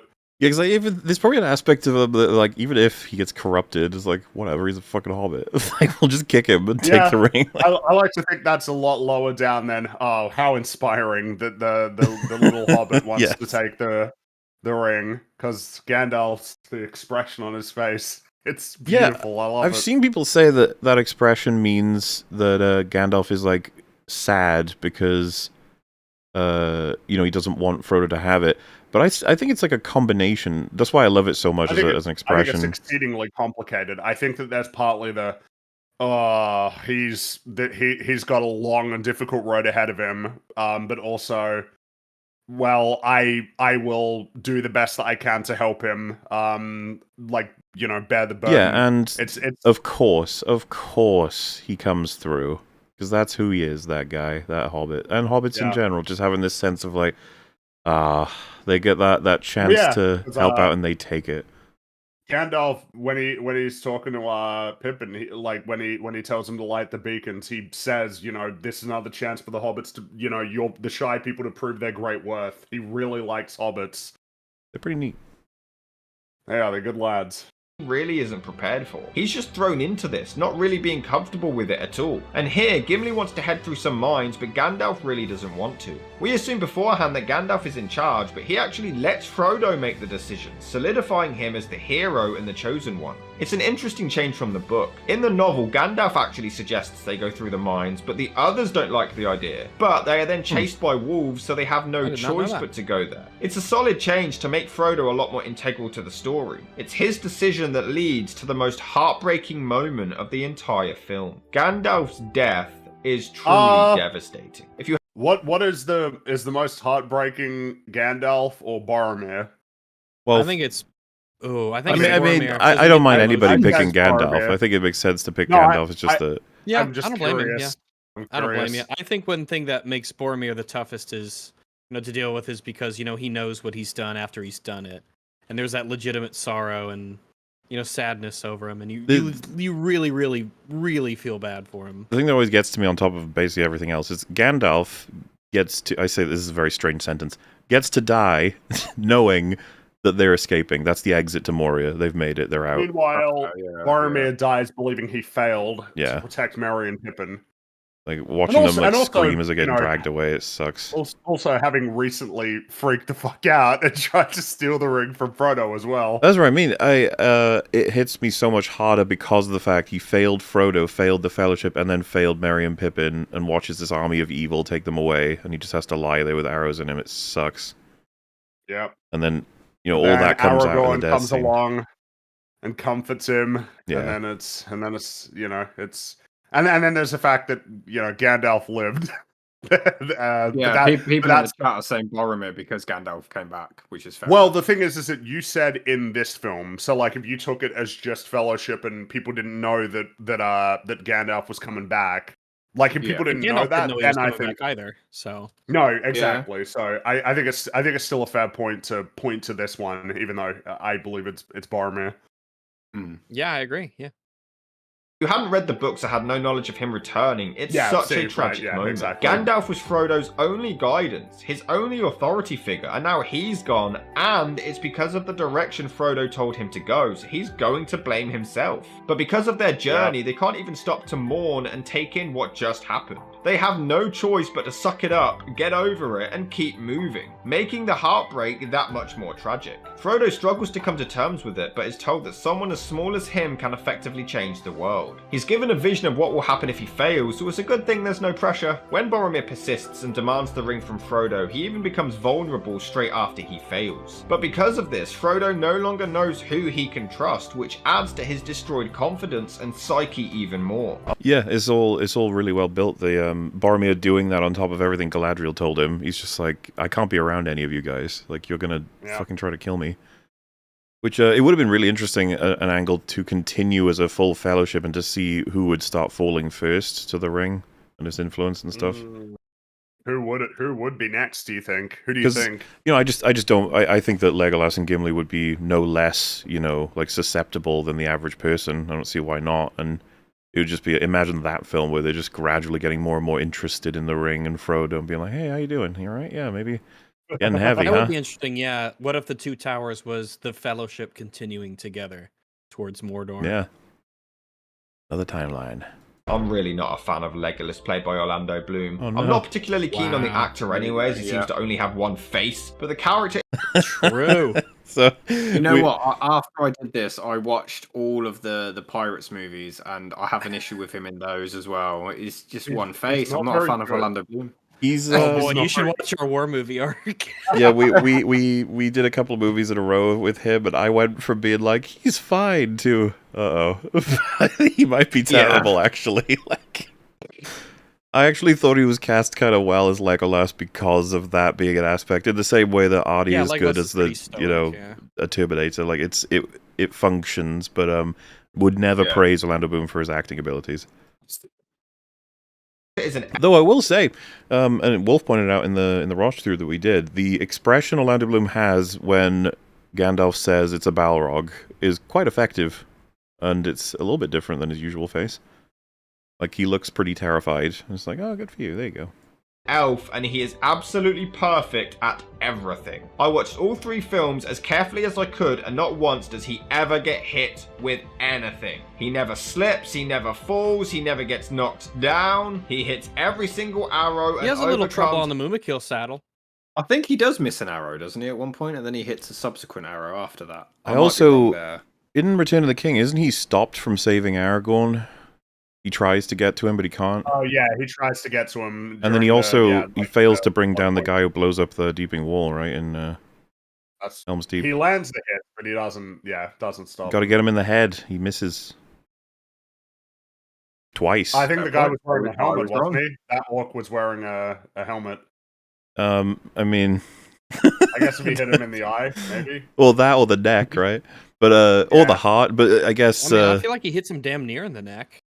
I thought he got him in the shoulders. I can't remember. It's like in like the shoulder going down into him. But that orc was just really determined. He really. Oh, he was a legend. That guy. Really but I will say he is probably the highest skilled of all the Fellowship. Like that makes sense considering how long he's been alive. I think I understand people not being particularly emotionally invested in Legolas, but that at the same time I wouldn't consider it any kind of problem that he is as good as he is. I see it as like consistent that he is this accurate because he's lived for how long? Like, is it 1,000 years or something ridiculous?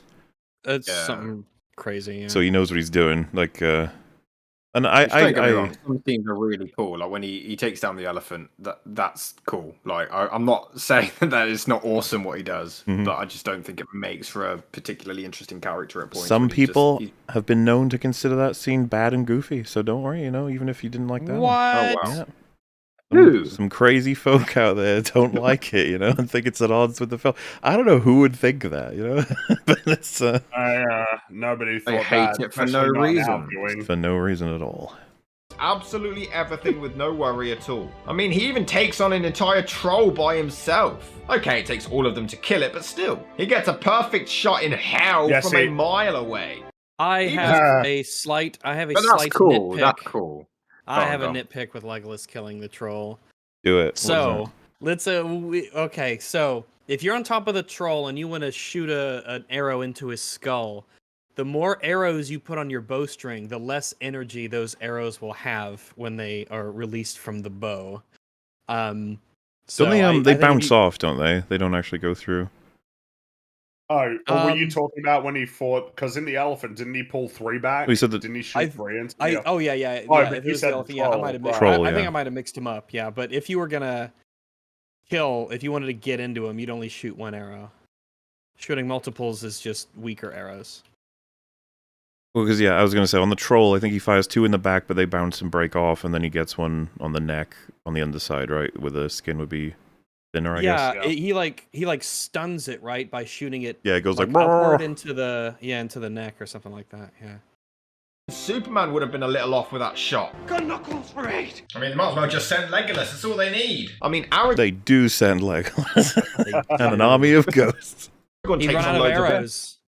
walks on his own, but at least it looks like he's struggling. Well, yeah, I will give it to you. I kind of like the variety, right? Legolas is just flawlessly just mincing through enemies, but Aragorn's combat always feels like rough, raw, and he earns every single last kill. Yeah. Particularly, and then, of course, Gimli.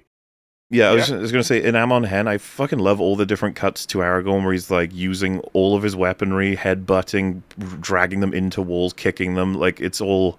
Oh, yeah, and he looks like he's really scrambling. You remember the Yeah. shot where it's like he's sort of tumbling forward and then stabs his sword through the Uruk-hai and then, like, Yeah. spins around and drags it out. It's cool. I love the one where Watching he him fight is cool. almost sets the sword on their neck and then runs it through, like, do you know what I mean? Yeah. That So one's fucking great, cool. where he knocks him down, slides it there, yeah. And then, because I do love the shot where he's, like, doing that one-on-one brawl with the Uruk-hai. Meanwhile, Legolas is just effortlessly dispatching him, like, 7 of them. I love that shot. Legolas would do all of... Yep. Rob, have you seen the Hobbit trilogy? I have not. I've heard mixed thoughts on them. They're very You need mixed to watch movies. You gotta watch the scene where Legolas is fighting while they're going down the rapids. Oh, God. Legolas, The I was barrels. going to ask, because even though character-wise, he's actually pretty decent in those movies, they crank him up into, like, being an actual supernatural god of war. So I was curious if you had. I thought Rags. I thought you were the one that said they made him an asshole in those movies. Oh my God, is asshole? Rags inconsistently written? Yes. Maybe there was a time when was this? In the fucking recordings that we did for the movies. I think he's a little bit of an asshole. Maybe I was talking about Thranduil. No, you were talking about Legolas, because I remember editing in a picture of Legolas when you said it. Oh my God. Maybe. No. I think he's no. got some assholey moments, but I think he's a decent character in those in that trilogy, and I think So what's I think happening he's right set up- now? What's happening Wait, right what's now? the is that- inconsistency? What's happening right now is that Mauler is Phoenix, right? And You Rags could be is a on bit of the an asshole stand and be a decent sweating. character. You're sweating. You're kind of there No. like, ooh, uh-oh. This is Wait, is that emoji? Asshole and be a bit of a decent. It's that character. YouTube emoji where it's eating their hand. See it with the red face. No, there is nothing inconsistent here. Yeah, I mean there was past Rags and now there's present Rags. They're separated by literally about a not month. true. No, we're heading to the breakdown. This is the mad. Phoenix First off, Wright this is breakdown. madness. You can be an asshole at times and still be a decently written character. That's This not is what you not a said. You contradiction. said that he was characterized well or whatever, but then you said he was an asshole to highlight how they'd gotten him wrong in the recording. I'd have to see. I honestly don't remember. I legitimately don't remember what I said in the recording. Because he was an asshole from what I remember. He's all into that stupid triangle and he's obsessed with Toriel or whatever her name is. Yeah, he is. He wants obsessed to with the bang wasp. her. Ugh. He wants to. He has a fondness for Toriel. Yes. Boring.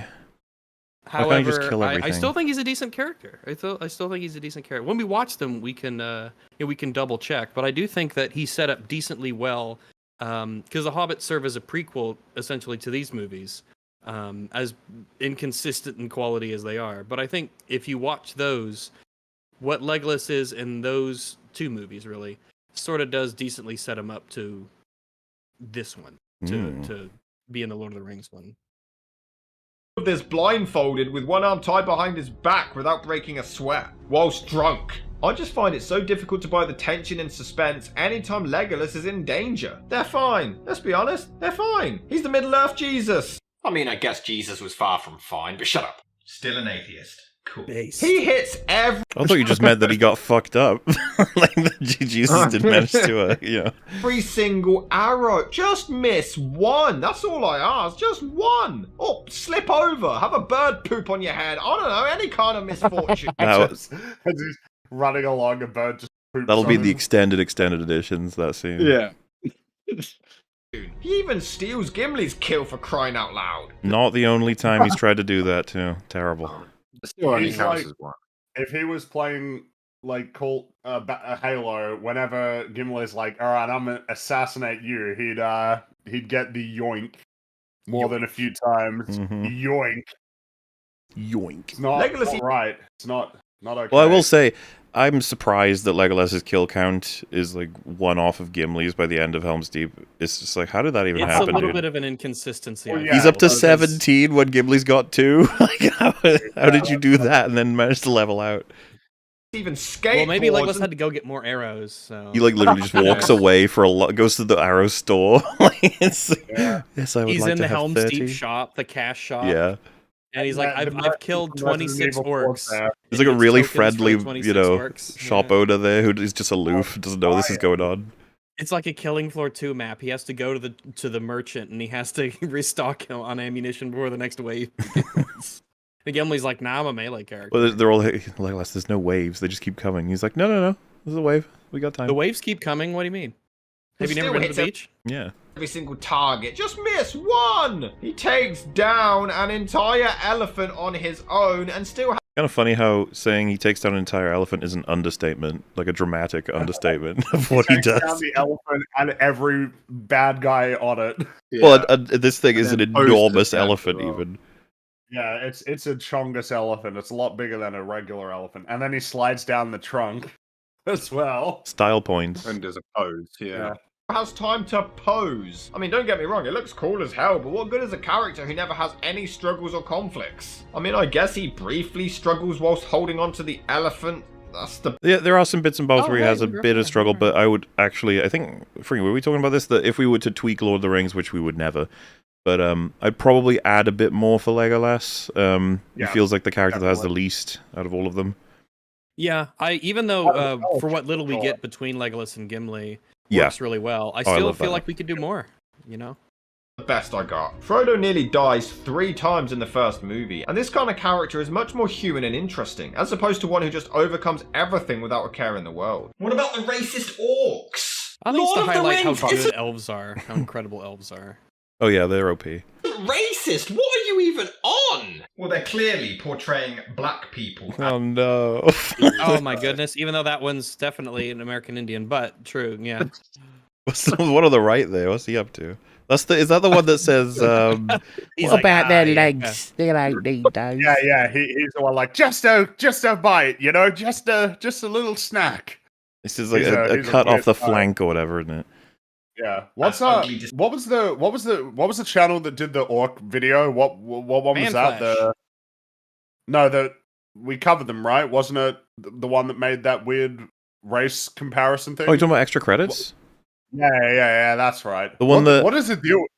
Do you remember the I think it was in the thumbnail as well, or at least in our thumbnail, but at one point they show like an orc, like a straight up orc, and then they just show this black lady with a coffee, and it's like, what the fuck? Oh yeah, the granny. Yeah, they show the Warcraft orc, and then the little old black granny with her coffee, and I'm like, what the fuck? What are you got some doing? demons you need to The sort whole out extra internet credits. will laugh at their ass off of that video. It's so embarrassing. Do you remember we covered them as well when they said we can't have you being able to choose the Nazis in an FPS World War game without an explanation of why the Nazis were you're bad. A Nazi? Yeah, that was like, and then suddenly you're a Nazi. That was the suggested fix, is when you start up the matchmaking, it's like the Nazis were. That explains the whole thing. Like you're playing as the bad guys, just so you know.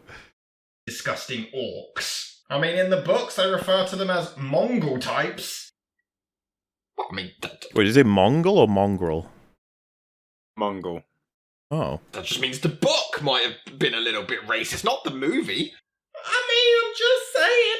The only one racist in the film is Gimli. I will be dead before I see the ring in the hands of an elf. Gimli has goes such on Gimli his, was my favorite character. he like racism arc, you know? Yeah. It's like in like he goes on his little arc of, you know what, you elves, you ain't so bad after all. Yeah. It's more so Legolas isn't so bad after all, like, but that's still okay. Yeah. Yeah, Legolas is like, so you're chill with elves now? And he's like, no, but I like you. Oh, not really. You're alright. That's what his vote was. Wait, isn't that something that happens? I remember it might have been Gary that was saying it, but like, does Gimli take Legolas to like, I don't know, and go on an event? I can't remember the futures of all the characters. I remember I found them very endearing when someone was describing what happens to them all after Lord of the Rings. It's like the opposite of Star Wars. Yes, they don't all crumble apart, become depressing, absentee fucking idiots that destroy everything. Crazy. You never would have thought. Strong arc throughout the 3 films, and I love it. Gimli starts out not liking elves. The others don't take the hobbits too seriously at first, but this all changes throughout the trilogy as they all learn that it doesn't matter where you come from. We're all the same. It's a terrific message and well ahead of its time for a book series written during the Second World War. Gimli even risks his life to save Aragorn. It shows his growth as a character throughout the film, starting out by hating other races and now risking his life for them. Toss me. I cannot jump the distance, you'll have to toss me. That means something very different in the UK. I wouldn't really use that. I mean, elaborate. Toss me off would be what you referred to, right? Oh, because is that we when still you can still penis off and throw it? What? No. Hand job. Yeah, but all right. we don't. Yeah, like tosser and toss me off. But like, like you make a sort of tossing motion, sort of as you're stroking the penis up and down. Yeah. Yes, there you go. Yeah, I think I could see. Yeah, because everyone at home, you could sort of do the motions in front of you, and you can kind of see why that. Yeah, I could see how that works. Yeah. That word, dude. You There's this uber orc called Lurtz who is quite badass, even pulling himself further onto a sword after. Lurtz doesn't get enough appreciation for doing that. Like, it's fucking crazy. Like, you know that Aragorn was like, "What the fuck? Like, what is wrong with you? Jesus Christ!" Being Saruman stabbed. is on crack. Yeah. But then is decapitated for his troubles. He doesn't get much screen time, but it's to be expected for a generic big bad troll man. And credit to this film, they kill off 2 main characters in the first movie, and both are super emotional. I mean Boromir and Gandalf, not Lurtz. No, I was very emotional when Lurtz died. I'm like, no, Lurtz. I cried for Lurtz. Shed tears for the Lurtz. I wept for my I really king. feel that Frodo is a broken man at the end of the first movie. He's already gone through hell, and we're only one. He really has. He's died like 3 times, like you mentioned. He's already just like, this is fucking shit. But I guess I gotta keep going. Film in. His uncle has gone away, he's lost Gandalf who was like a grandfather to him, and he feels like he caused his death. Boromir wanted to use the ring for good and he dies, and it's all down to him. Frodo is protecting the ring, so he naturally feels accountable for any deaths that come from this adventure. He isn't even sure he can trust Sam, but reluctantly agrees to let him continue with them anyway. Because the original plan was for the Two Towers to actually be the 3rd and final film of the trilogy, it proved the hardest to write, as some of it was wrapping up the Fellowship of the Ring and they didn't know how to begin or end the movie, as there wasn't a clear focus. Boromir's death was actually in the beginning of the Two Towers book, but was moved to the end of the Fellowship movie instead. The book also ended with the group going to Isengard and Frodo meeting the giant spider. So yeah, funny thing about this is on Gary's stream when we were talking about Lord of the Rings, he had a super chat from someone saying like the fact that Shelob wasn't in the end of Two Towers was enough for them to say like, fuck this, I'm not watching the 3rd one. And like, jeez, what a loser. Well, Gary was like, yo, well, watch the 3rd one. Like, if you want to see Shelob, watch the 3rd one. Like, but this was all saved for the 3rd movie. Why does the giant spider want to fuck Frodo? Why do you see sex with everything? I mean, it's just there. Don't you think it clearly looks like Gandalf is butt fucking Pippin? No!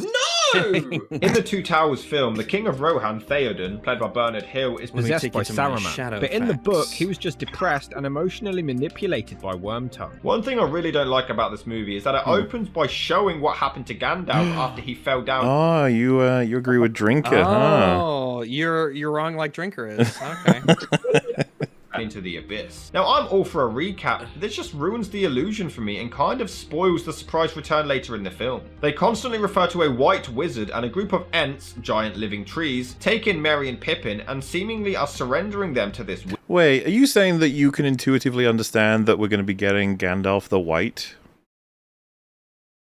Yeah, well, if you start the movie with him falling down, then he's. I mean, possibly... maybe. Remember, it's contextualized as a nightmare that Frodo is having. Yeah. I don't know that. I think a new viewer would have no reason. If you've read the books, then you obviously know what's happening anyway. But if you haven't, no reason. But if someone was to think that, like, after I saw that scene, I had a feeling Gandalf would come back, but be in white robes and be called Gandalf. You know what I mean? Like, I feel like that's way too beyond. Oh, yeah.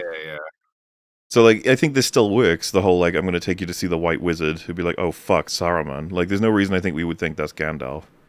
Even with the scene he's fighting like Balrog. Wizard. They and the audience initially assume it's Saruman, but surprise, it's actually Gandalf who is now back from the dead. I just think this shock was ruined by showing that scene at the beginning of the film. The fight with the Balrog looks cool and everything, but I would have just cut this out, or at least saved it for later when— Cut it out! Oh my god! It's so wonderful. Gandalf explained what happened to him. What is it, Mr. Frodo? Gandalf! Idiot. The fact that this is a fantasy story could entice people to watch it with their children, which I'd encourage, but only if they aren't a damn pussy. True, because that little girl in my are gonna be year 4 class cried with the lit stuff, so some children can't handle it, but some children can. And they will love it forever. The imagery is so dark. The orcs are so grotesque and vicious looking. And later on, we see disembodied heads under some water. Frodo falls in, and the imagery is quite scary and really captures your attention. Some of the voice acting is also kind of off. We ain't had nothing but maggoty bread for 3 stinking days. Why can't we have some meat? But man, Aragorn... I like that second one. I love that second one. It sounds so disgusting. The second one is great. I don't agree with the first one, but I guess I could see what you mean. But the second one, maggoty bread for 3 stinking days. And plus, when you have them side by side, the big one has the deeper voice, and the little one is that squirrely kind of like. Really gives a sense that they're all just disgusting creatures that have been pulled out of the ground. Like you don't know what you get with these. Recaps all of Merry and Pippin's movements just from tracks in the dirt. He's a better detective than Batman. There are dead things. Dead faces in the water. Oh, hey, you're right. Aww. Oh my goodness. You have a dead face? Self-aware. Yeah, my channel is. Oh, okay. Full of memory. I'm gonna pause just for. Do you ever worry about copyright? Like, you never know these days. The amount of copyright trouble I had with making the video we did recently covering the 3 films was a fucking nightmare. But I assume you were okay. I don't know if a scene like this is long enough to get you hit, but it was for me. Oh, I get claims every day, yeah. I understand. And anger. Star Wars fans? I thought it was cooler like Star Wars. Does it change? 20... Oh, wait, this is from back in... This is 2017, so... It's the beginning of the end. The tide hadn't turned yet. Yeah, Last Jedi was about to come out. It was slightly okay to talk about Star Wars. Appropriate usage of the time travel. I would even go as far as saying, but just on the day TLJ came out, Star Wars as a fandom was pretty hype. Like it was big, and oof, the damage, the absolute. This is the thing I would love to see. I say this every once in a while with just talk about these sorts of things. If Disney was sent back in time and they could remake from the beginning, right? Do it all over. Yeah. I wonder how different everything would be. Like I wonder what they would use the actors for. I wonder if Rey would even exist. I wonder if they would undo that completely. Nah, they would do a redo. They'd do a different one. I wonder if they would go hyper safe and do it just Luke, Han, and Leia for another 3 films and just be like, just do that. I hope they would. That already just sounds better.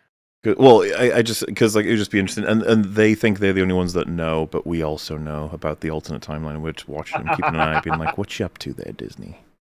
we tell everybody about the alternate timeline. They don't believe us. They're like, oh, they make the Han a deadbeat dad who abandons his family and then gets stabbed by his son. They're just like, no. Luke abandons the whole galaxy and becomes like drunk on titty milk until he dies too. It's like, why? Like, did we do this in an alternate timeline? Was this us?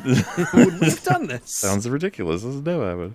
But I really think Saruman needs to hire better work. No wonder Middle-earth is in such a state when minimum wage is going towards guards like this. They are right there when Frodo throws his cloak over them to hide as a rock, and suddenly they become John Cena.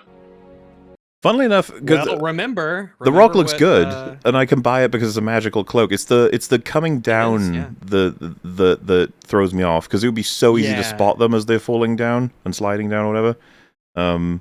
And it's shot in a way that they try to make you think like, no, they didn't see him. And it's like, but they totally would have though. Like, I don't. It's hard for me to buy exactly. No parent should have to bury their child. Well, the McCanns did. I knew it. This is the. Wait, did that get confirmed? Yes. Or you mean, because I never knew the end of that story. I only knew the beginning of it. The whole like the McCann. So what? Wait, did they kill her? It's heavily believed, but it's not confirmed. Oh, okay. Just being edgy. I legit didn't know. I haven't kept up to date with my McCann lore. The film where Aragorn begins to foreshadow his future acts as king. Even before he gets crowned, he realizes that Theoden is being an idiot and tries to convince him to do what's right. Gollum's split personalities is done perfectly. He's evil and creepy, and yet also manages to come across as quite sympathetic as well. And the dwarfs just spring out of holes in the ground.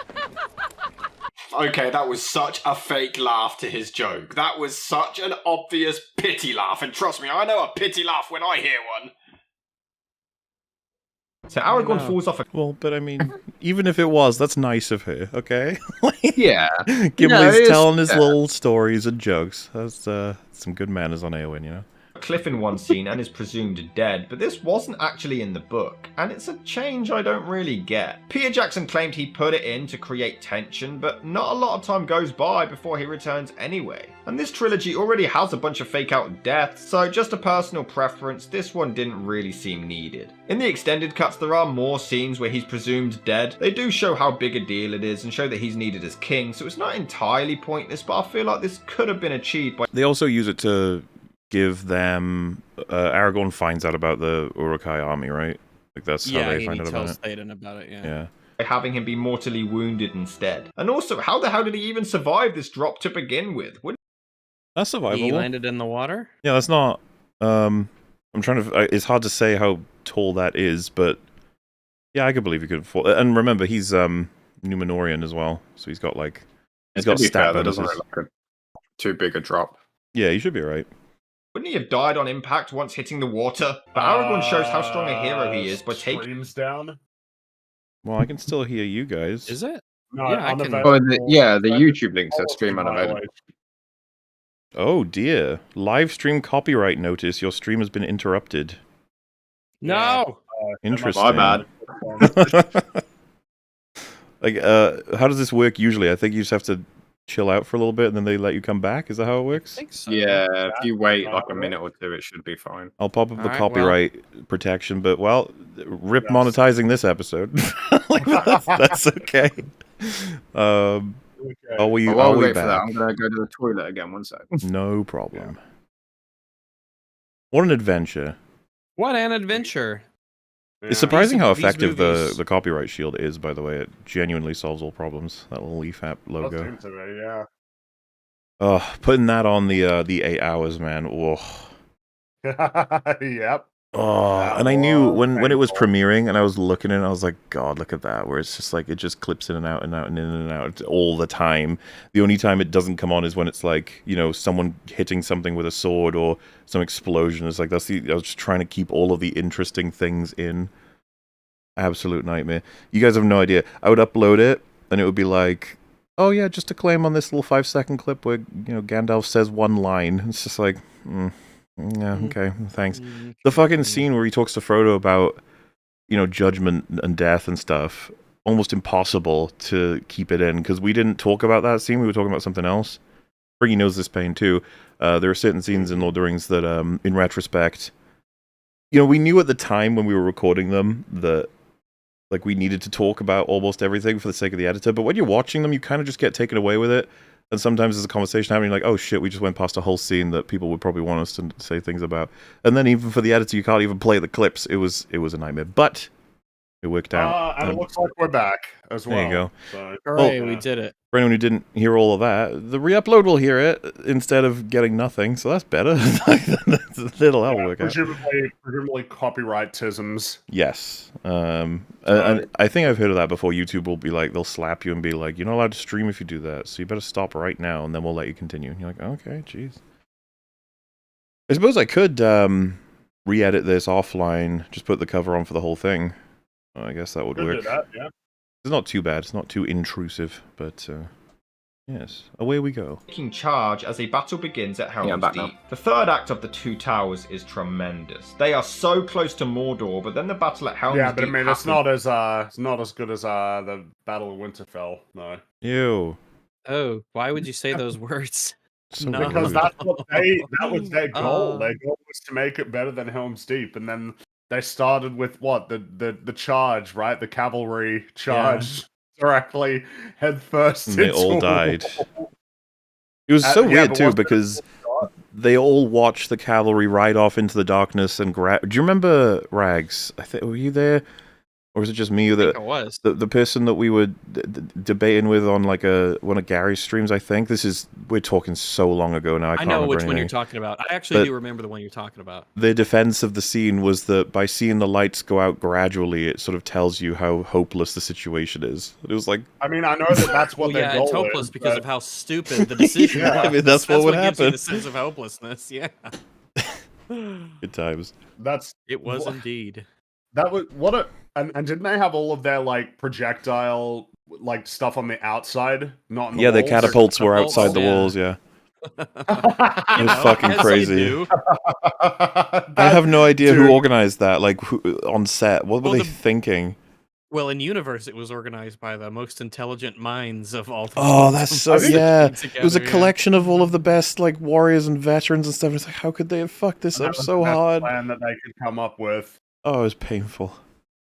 Well, I imagine that on set, what happened was it was written that way, and so it's like, oh fuck, like well locked. And maybe like on set they would have been told like, oh no, you got to understand, this is like more potent for the narrative. You're not a writer like we are, so you don't understand. But like this is the way that it needs to be done because this is good for maximal drama. It's cinematic language being utilized under the sense of dramatic fiction, paced out in order to create the maximum emotional If they were tension. trying to do Helm's Deep, they would have noticed, oh yeah, everybody's actually behind the wall. Yeah. What a stupid decision. As opposed to in front of it. And that the whole goal is to keep them from getting inside for as long as possible. Imagine Theoden was like, I want you men to stand out there. Yes, women and children out front. Women and children. There out you go. front. Again, the cavalry charge in Return of the King.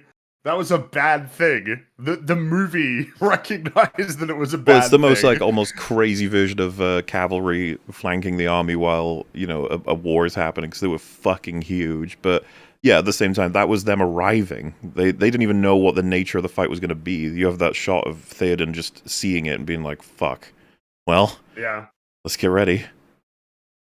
Oh, Lord of the Rings, so neat. And you can tell that this means everything. It is all or nothing now. The build-up is spectacular, and absolutely nothing can ruin it. Could have picked a better spot.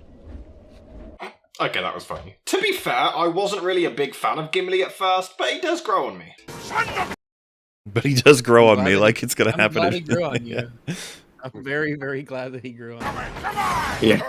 Dude, I love his fucking attitude at Helm's Deep. He's so ready. He's just like, let's fucking go. Your death, small chance of success. What are we waiting for? And he really gets you psyched for the big third act there. He's just short and annoying, and probably gay. The battle scene. I mean, maybe. And his main problem is he wants Frodo to rot, and I don't understand why. Do you reference that in this video?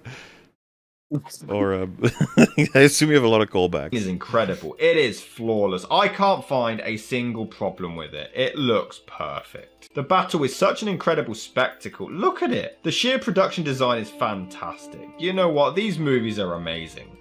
I heard, I read somewhere about, I forget who it was. It was one of the actors, or maybe it was Peter Jackson. I think it was one of the actors, but they were saying that shooting Helm's Deep was miserable because they had all the rain machines just pouring rain on them, and it was cold, and you had to be in all that get up. And of course, when you're shooting a movie, there's so much standing around, especially if you're an extra, and they have to get all their coverage shots and all their crane shots and everything like that. And they said it was absolutely miserable to shoot the scene. So when you look at it and you imagine it from like what the actors had to experience in order to make this whole thing, happen, it gives you that appreciation of what they did. Imagine the motivation too when it's miserable and then you see the finished thing and you're like, oh. Wow. So the next time you do it, you're like, yeah, I mean, let's do it. I know how this can turn out, so let's go. Yeah. Is this it? Is this all you can conjure, Saruman? I am so going to die. Ha ha ha. We must weather such things as we have always done. How can that be your decision? That's such a weird take. It doesn't even match the rest of the scene. The angle looks off, the delivery is weird. It's just a very weird take to go. I mean, isn't the point that they've been waiting for ages and that they've been patient with Treebeard and the other Ents, and that their hope is that they'll get not only them but also the trees in general involved in the war, only to tell them, no, we won't be. So Merry at this point is actually fucking furious with them, which is why it's like a sudden change for him instead of being like, because I think he hoped for a different outcome, and that's why he's like really angry, and hence the tightening up on him as well. At least that's what I got from it. Yeah, that makes sense. I don't really think of that.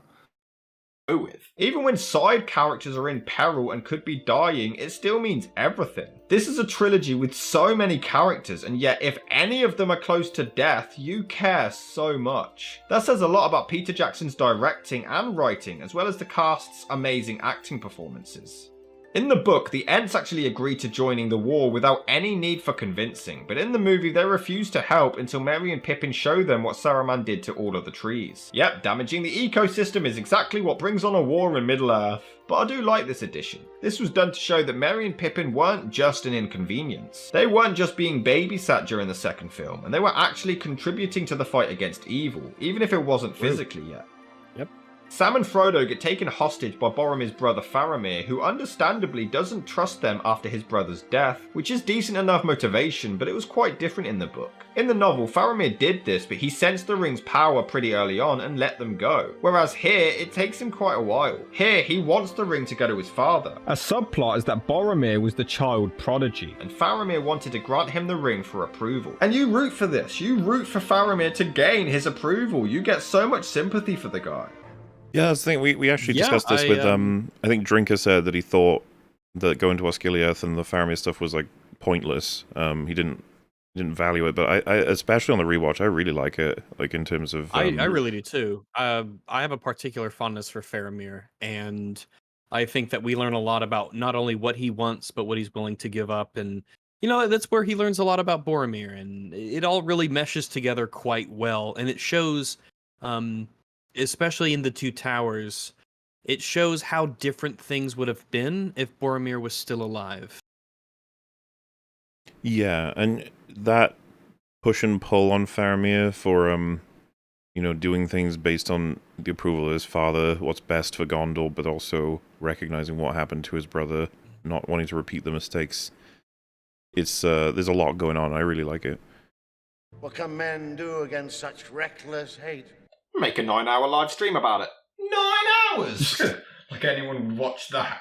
But man, it's crazy. They do. They all do. There's some crazy people out there. They're nuts.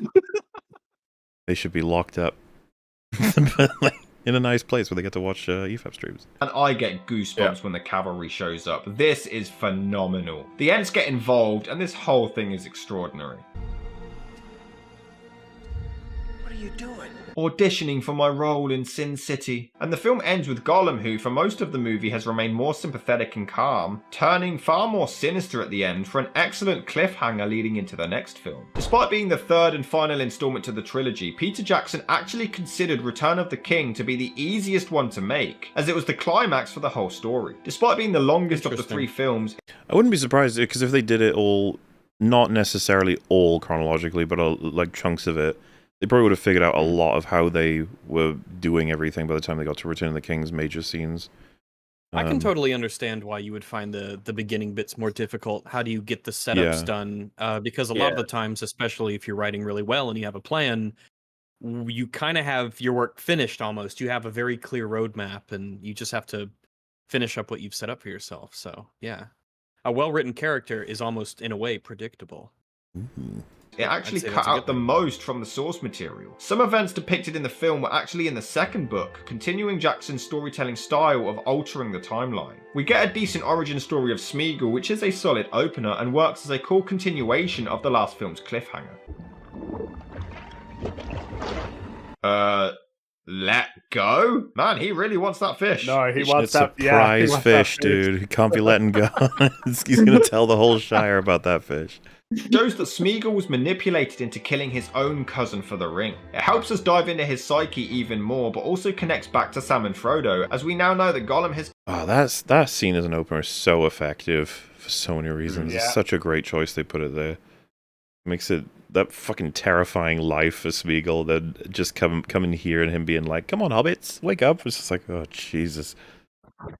Killed a hobbit before, and they may even remind him of his own cousin, which is why he's so psychotic around them. In a weird way, it actually makes Gollum's character even more sympathetic. Sure, he killed his cousin, but it was due to the ring. But what makes it more interesting is we don't really know if it was his own greediness, or if it was genuinely the ring's power corrupting him.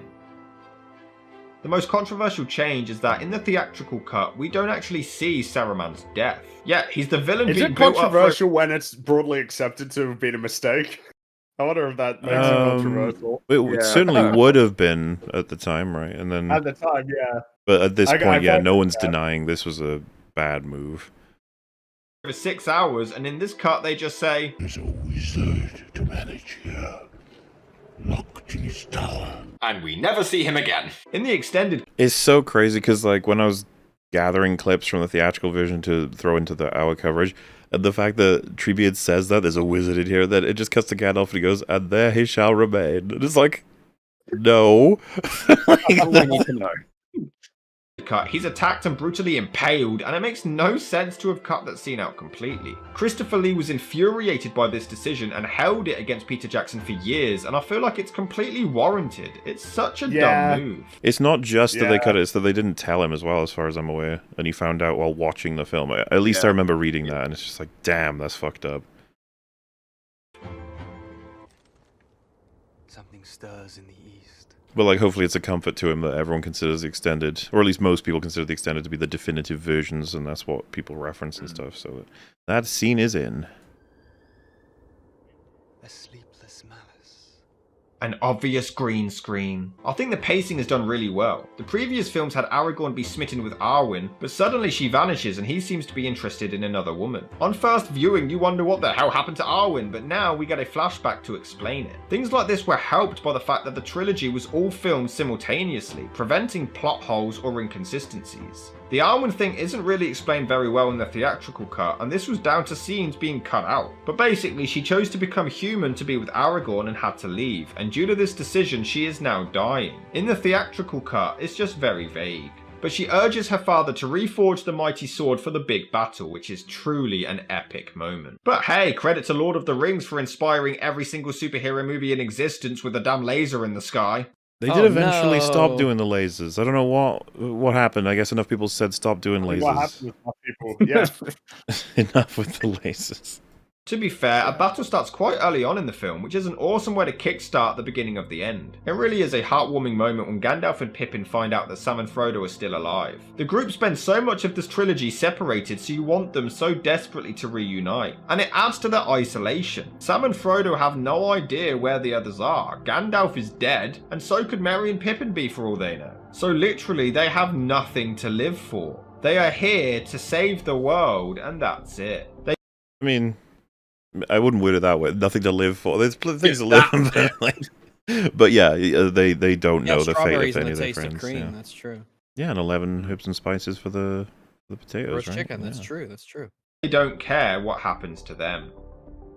There's a really emotional moment as Pippin sings a song as everyone prepares for battle. It's a nice little interlude to separate the scenes from the big action we're about to see. Have you learned nothing? Oh, is that you didn't want to talk more? Because that scene is particularly it can almost surprise you watching Lord of the Rings. That scene, it's very serious and cruel, I would say almost. Think of the stubbornness of dwarves. You might as well accept it. We're going with you, laddie.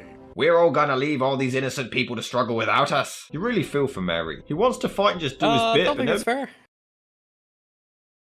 Well, go on, Rags. Say more.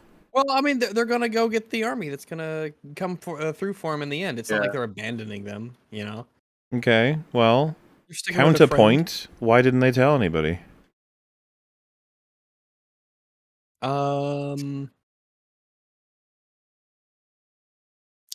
I don't know.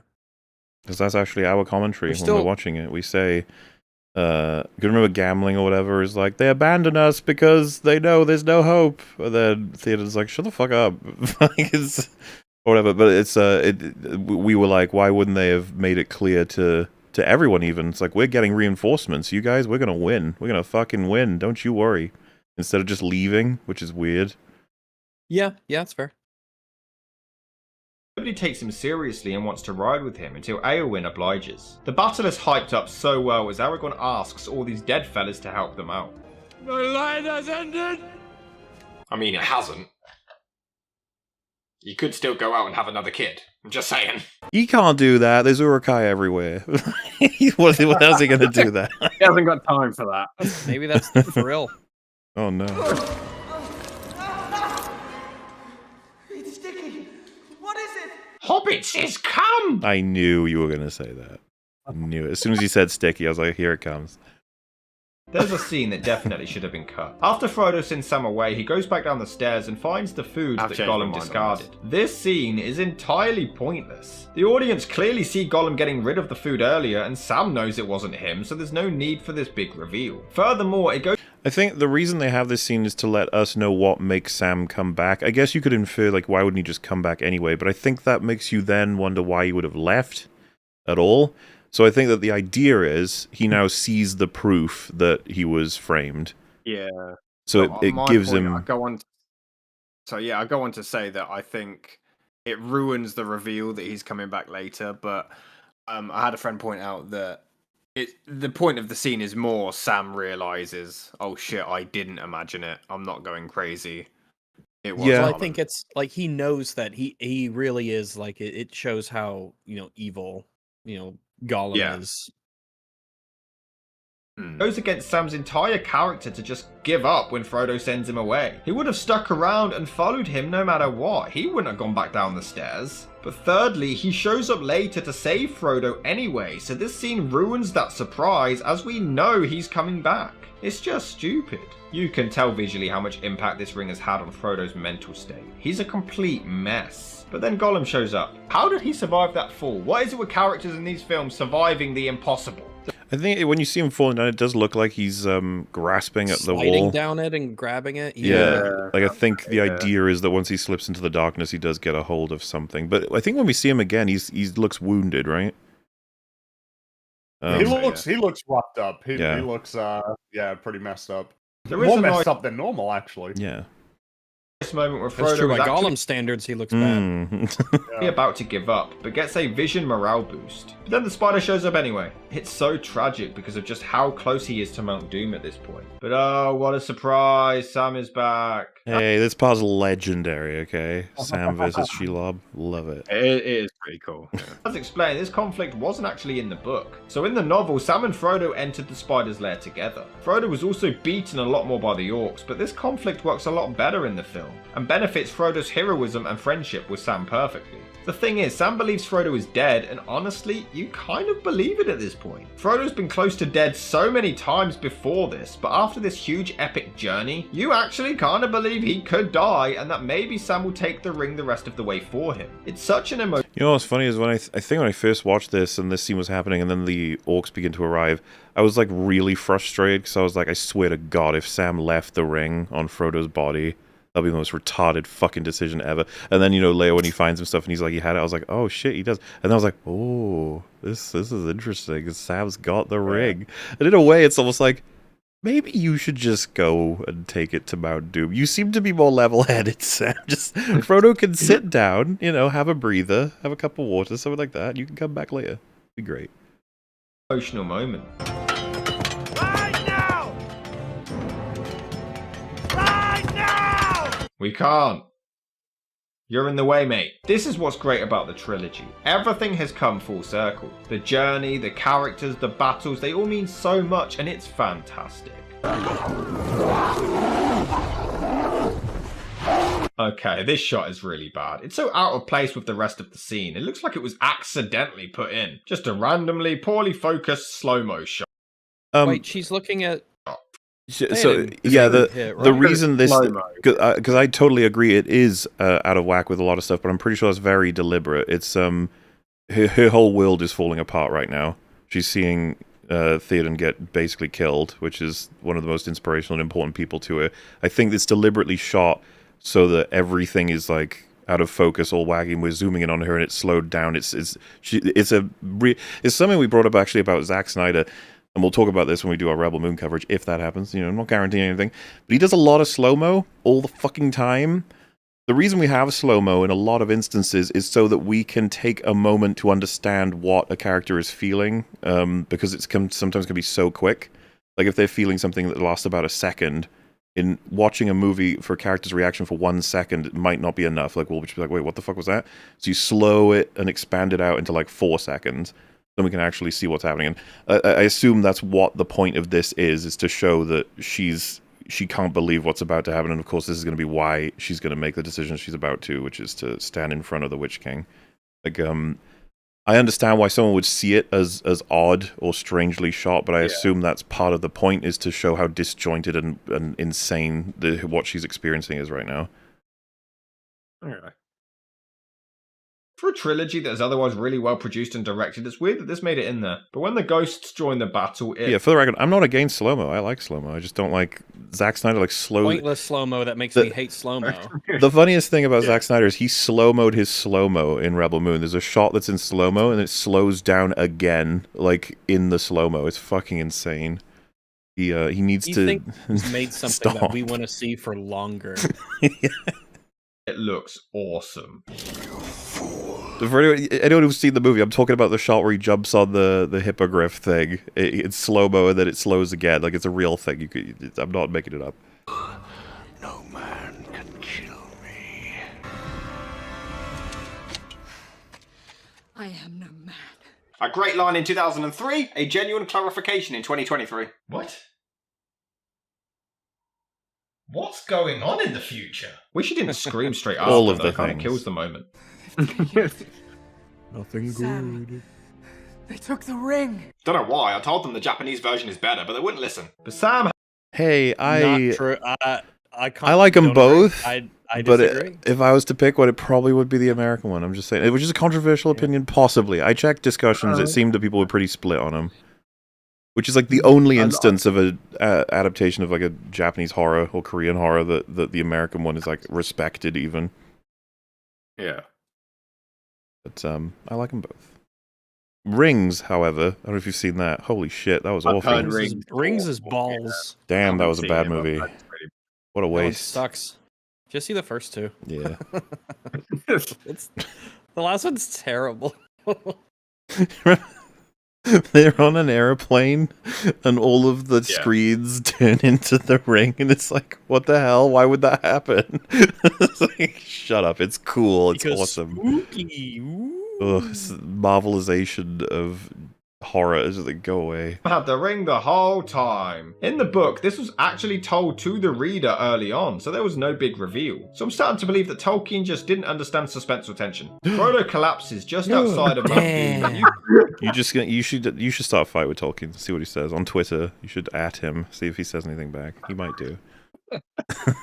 You can tell the impact it's had on him. Sam even carries him up there, and it's such an emotional moment and really solidifies the strength of their friendship. In the book, when Sam had the ring, it also took its toll on him, but that was cut out of the film to focus on his determination to protect Frodo instead. His well-being is all that's on his mind. And yeah, I saw people talking about it. I'm assuming, does Sam use the ring to help him get through Cirith Ungol?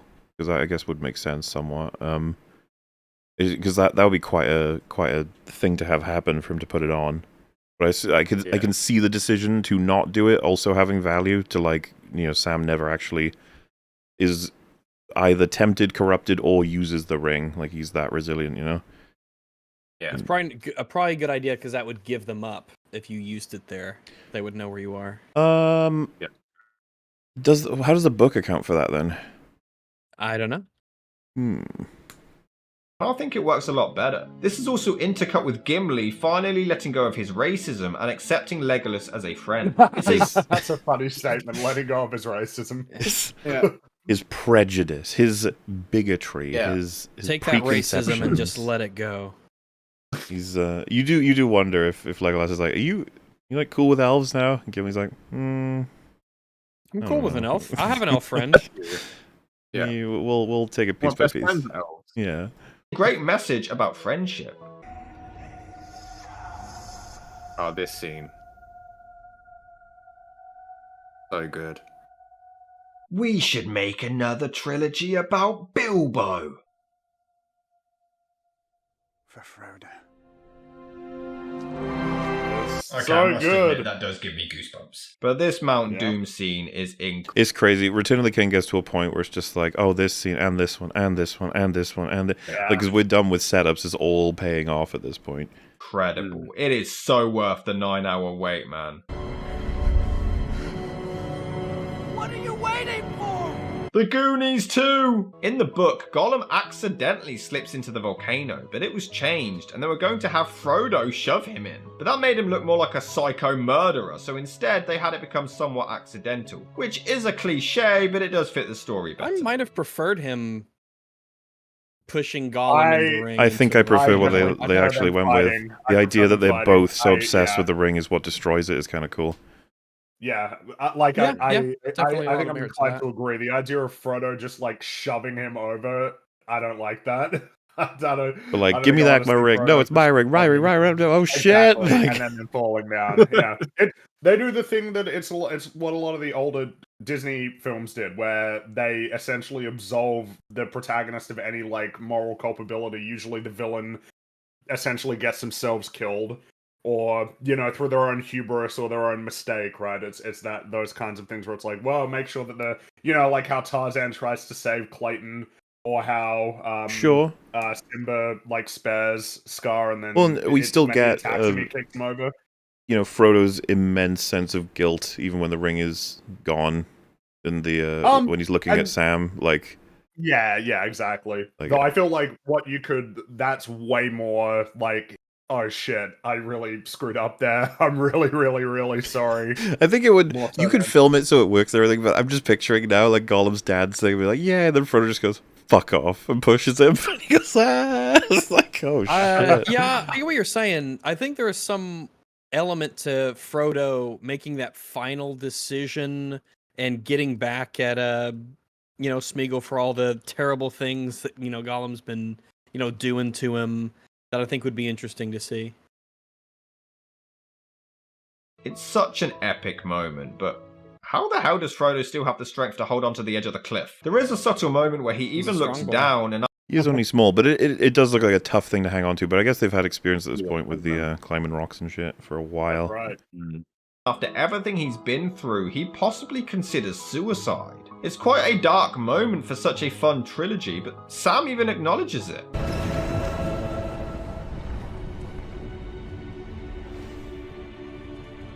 Copyright, robot. No, we're fine. We got the screen. Okay, good. Just oh god, this is one of the best moments in the whole trilogy. Yeah, it is. Like because Frodo's definitely like, fuck, man, I screwed up so hard, didn't I? And Sam's like, doesn't fucking matter. We're getting out of here. Come on. Doesn't matter. Get out of here. Don't let go. Come on, live. This is a lot deeper than I remembered. They succeed, the towers collapse, and you can see the true pride and emotion in Gandalf's eyes. At certain points throughout... That's so... Ian McKellen's so Dude, fucking Ian good. McKellen is one of the greatest actors of all time. Yes. Just, knowing that Frodo was the right guy for the job. Yeah. Throughout the trilogy, he doubts that that Sam having and be Frodo undercut Yes. by the massive explosion. Well, it's like it is on like the horror of him dying, but also knowing like, fuck, he he did it. Like you know, because there's no reason not to assume that was going to happen anyway. Like it's the sacrifice they made is absolutely insane, but I guess that goes for a lot of characters. Can actually put it off. But he's seen that they've done it, and even outdone his expectations. It's beautifully handled. It's cool to see them all become reunited again, but maybe it's just me. Frodo doesn't seem that surprised to see Gandalf alive again. I mean, bear in mind that he died in Fellowship. Disagree. I hyper disagree. The way that he says Gandalf, it's like he seems like genuinely stunned that Gandalf is here and like overwhelmed with joy that that Gandalf is alive. So yeah, sad to disagree. I need to rewatch the scene personally, but yeah. And Frodo has had no knowledge of him being back until now. I don't know, I just expected a bigger reaction. This is when the fake out endings begin that everyone's made fun of. But I checked and they last 15 minutes. All the fools are made fun of. That's right, all of the crazy people. It's like 20 minutes long. It's one of the many things that gets said because the Lord of the Rings is difficult to criticize. And so it's like, yeah, well, it has too many endings. It's like, oh. Okay. I don't know, just of all the flaws, like, alright, fine. You felt the ending was too long. Okay. Honestly, it's not that big of an issue. The movie just never seems to end. They just pad it out and walk around for no reason. The pacing is so bad. I swear to God, if you say no reason one more time. How many endings do they need? Just fade to black over and over again. It takes forever. It's not Peter Jackson's fault you got the attention span of a fucking fish. They had a lot to wrap up, and the book had even more. Yeah, this film actually cuts down on the endings, funnily enough. It's cool to see Aragorn become king, but he doesn't change who he is. He remains humble, tells his friends they don't need to bow to him, and he and everyone else actually bows to them. It's a great message, but you can see that Frodo is really uncomfortable with all of this. It continues in a bar where everyone around them is just having drinks like nothing happened, but their lives will never be the same again. Then Sam meets a random woman, chats her up, and marries her. Where the hell did this come from? The point was in the theatrical cut, it's very out of nowhere, but the extended cut kind of lays the foundation. But I still think it's fine. Theatrical would be that he talks about her before they get picked up by the Eagles. He talks about how he would have asked her to marry him. So there is something there, but yes, the extended gives you a little bit more. Yeah. Was that Frodo can't just go back and live his life, whereas Sam could, but I feel like this could have been achieved in other ways. Sam goes back and just hangs out with Merry and Pippin like normal, or even have the movie end with him flirting with someone, getting over his previous anxiety. There's no need to rush out an entire marriage and children in 5 minutes. I quite like it because it really gives a clear understanding of how much time has passed and that Sam is more than he's not just content, like he's creating new life. There's new adventures, so to speak, to be had. Like Sam is really moving on, while Frodo can't. Like that's the comparison. I think it's relatively effective and particularly sad too, in a bittersweet, I guess.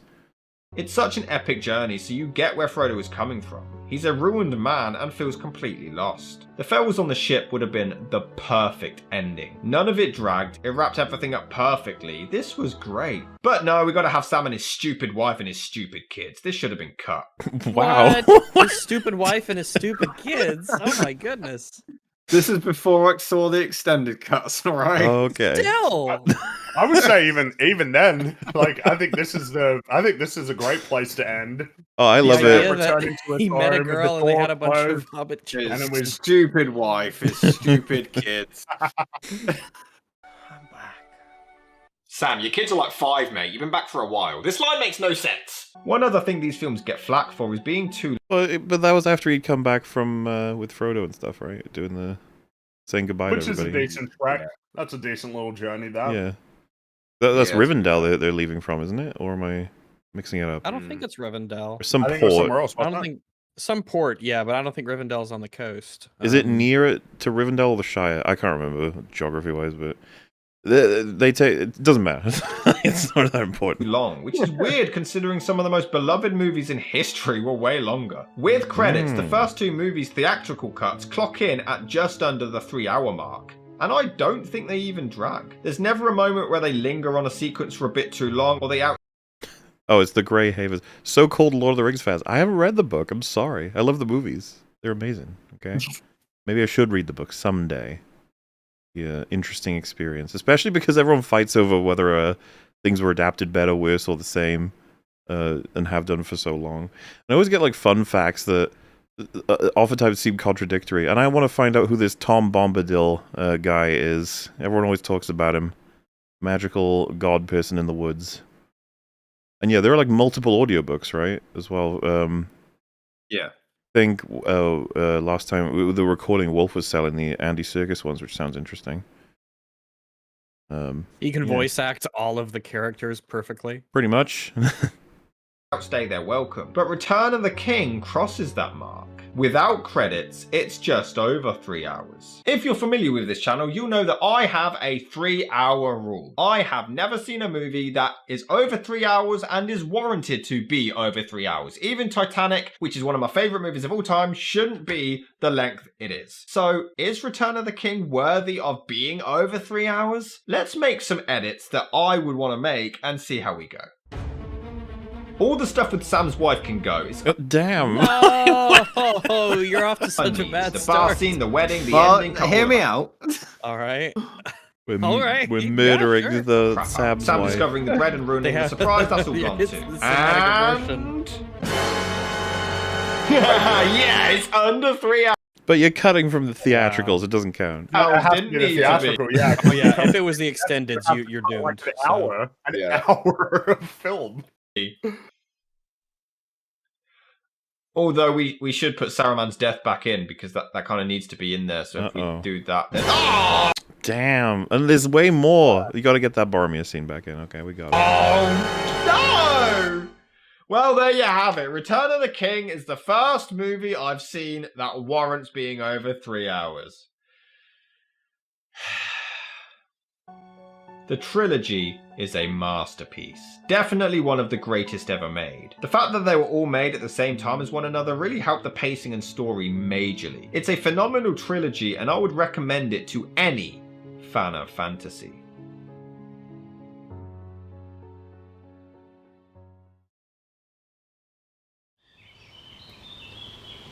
Okay, Dave. Nice. You can take me back now.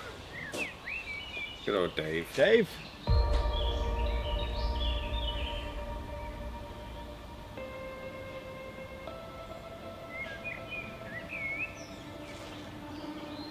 It's 2017.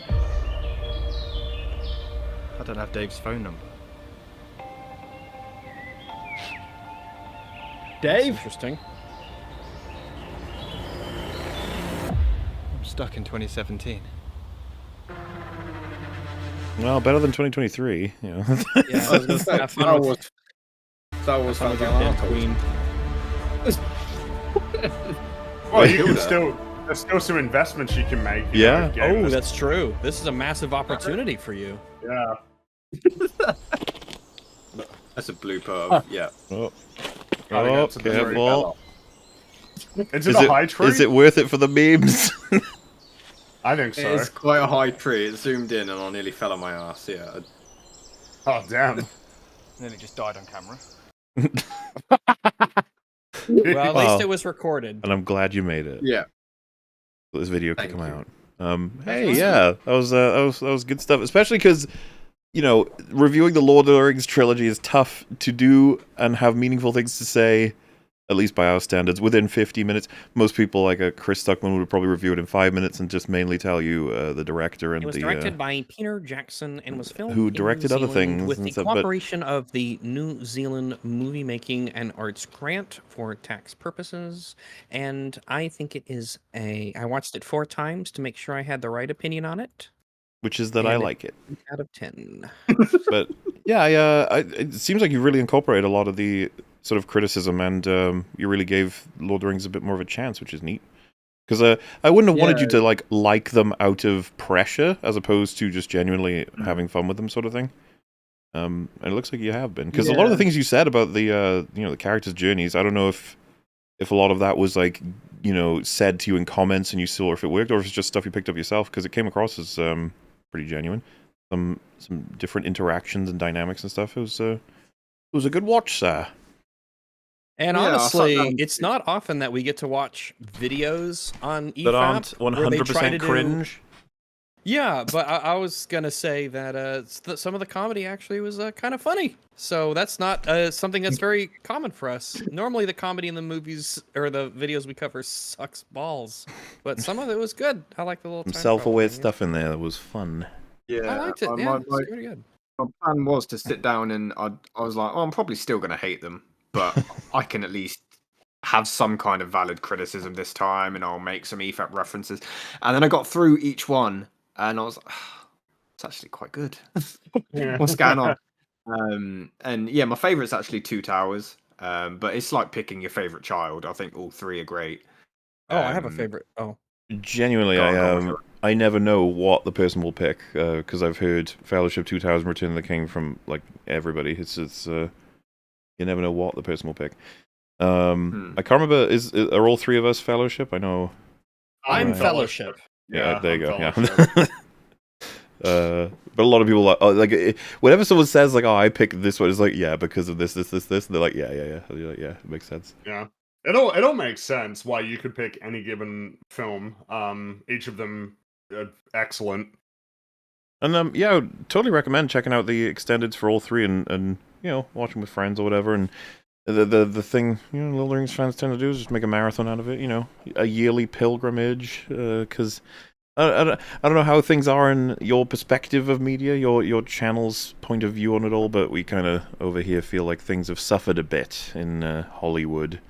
And that films, because like all the discussions about Lord of the Rings and beyond the writing, just all the ways that the films were produced and lovingly crafted, it just feels like a very dead art, or at least just there's hardly anyone left who's got anywhere close to the kind of production investment. I've even seen people say you shouldn't attribute the Lord of the Rings trilogy of films to Hollywood because of all the effort and creativity was done in like New Zealand.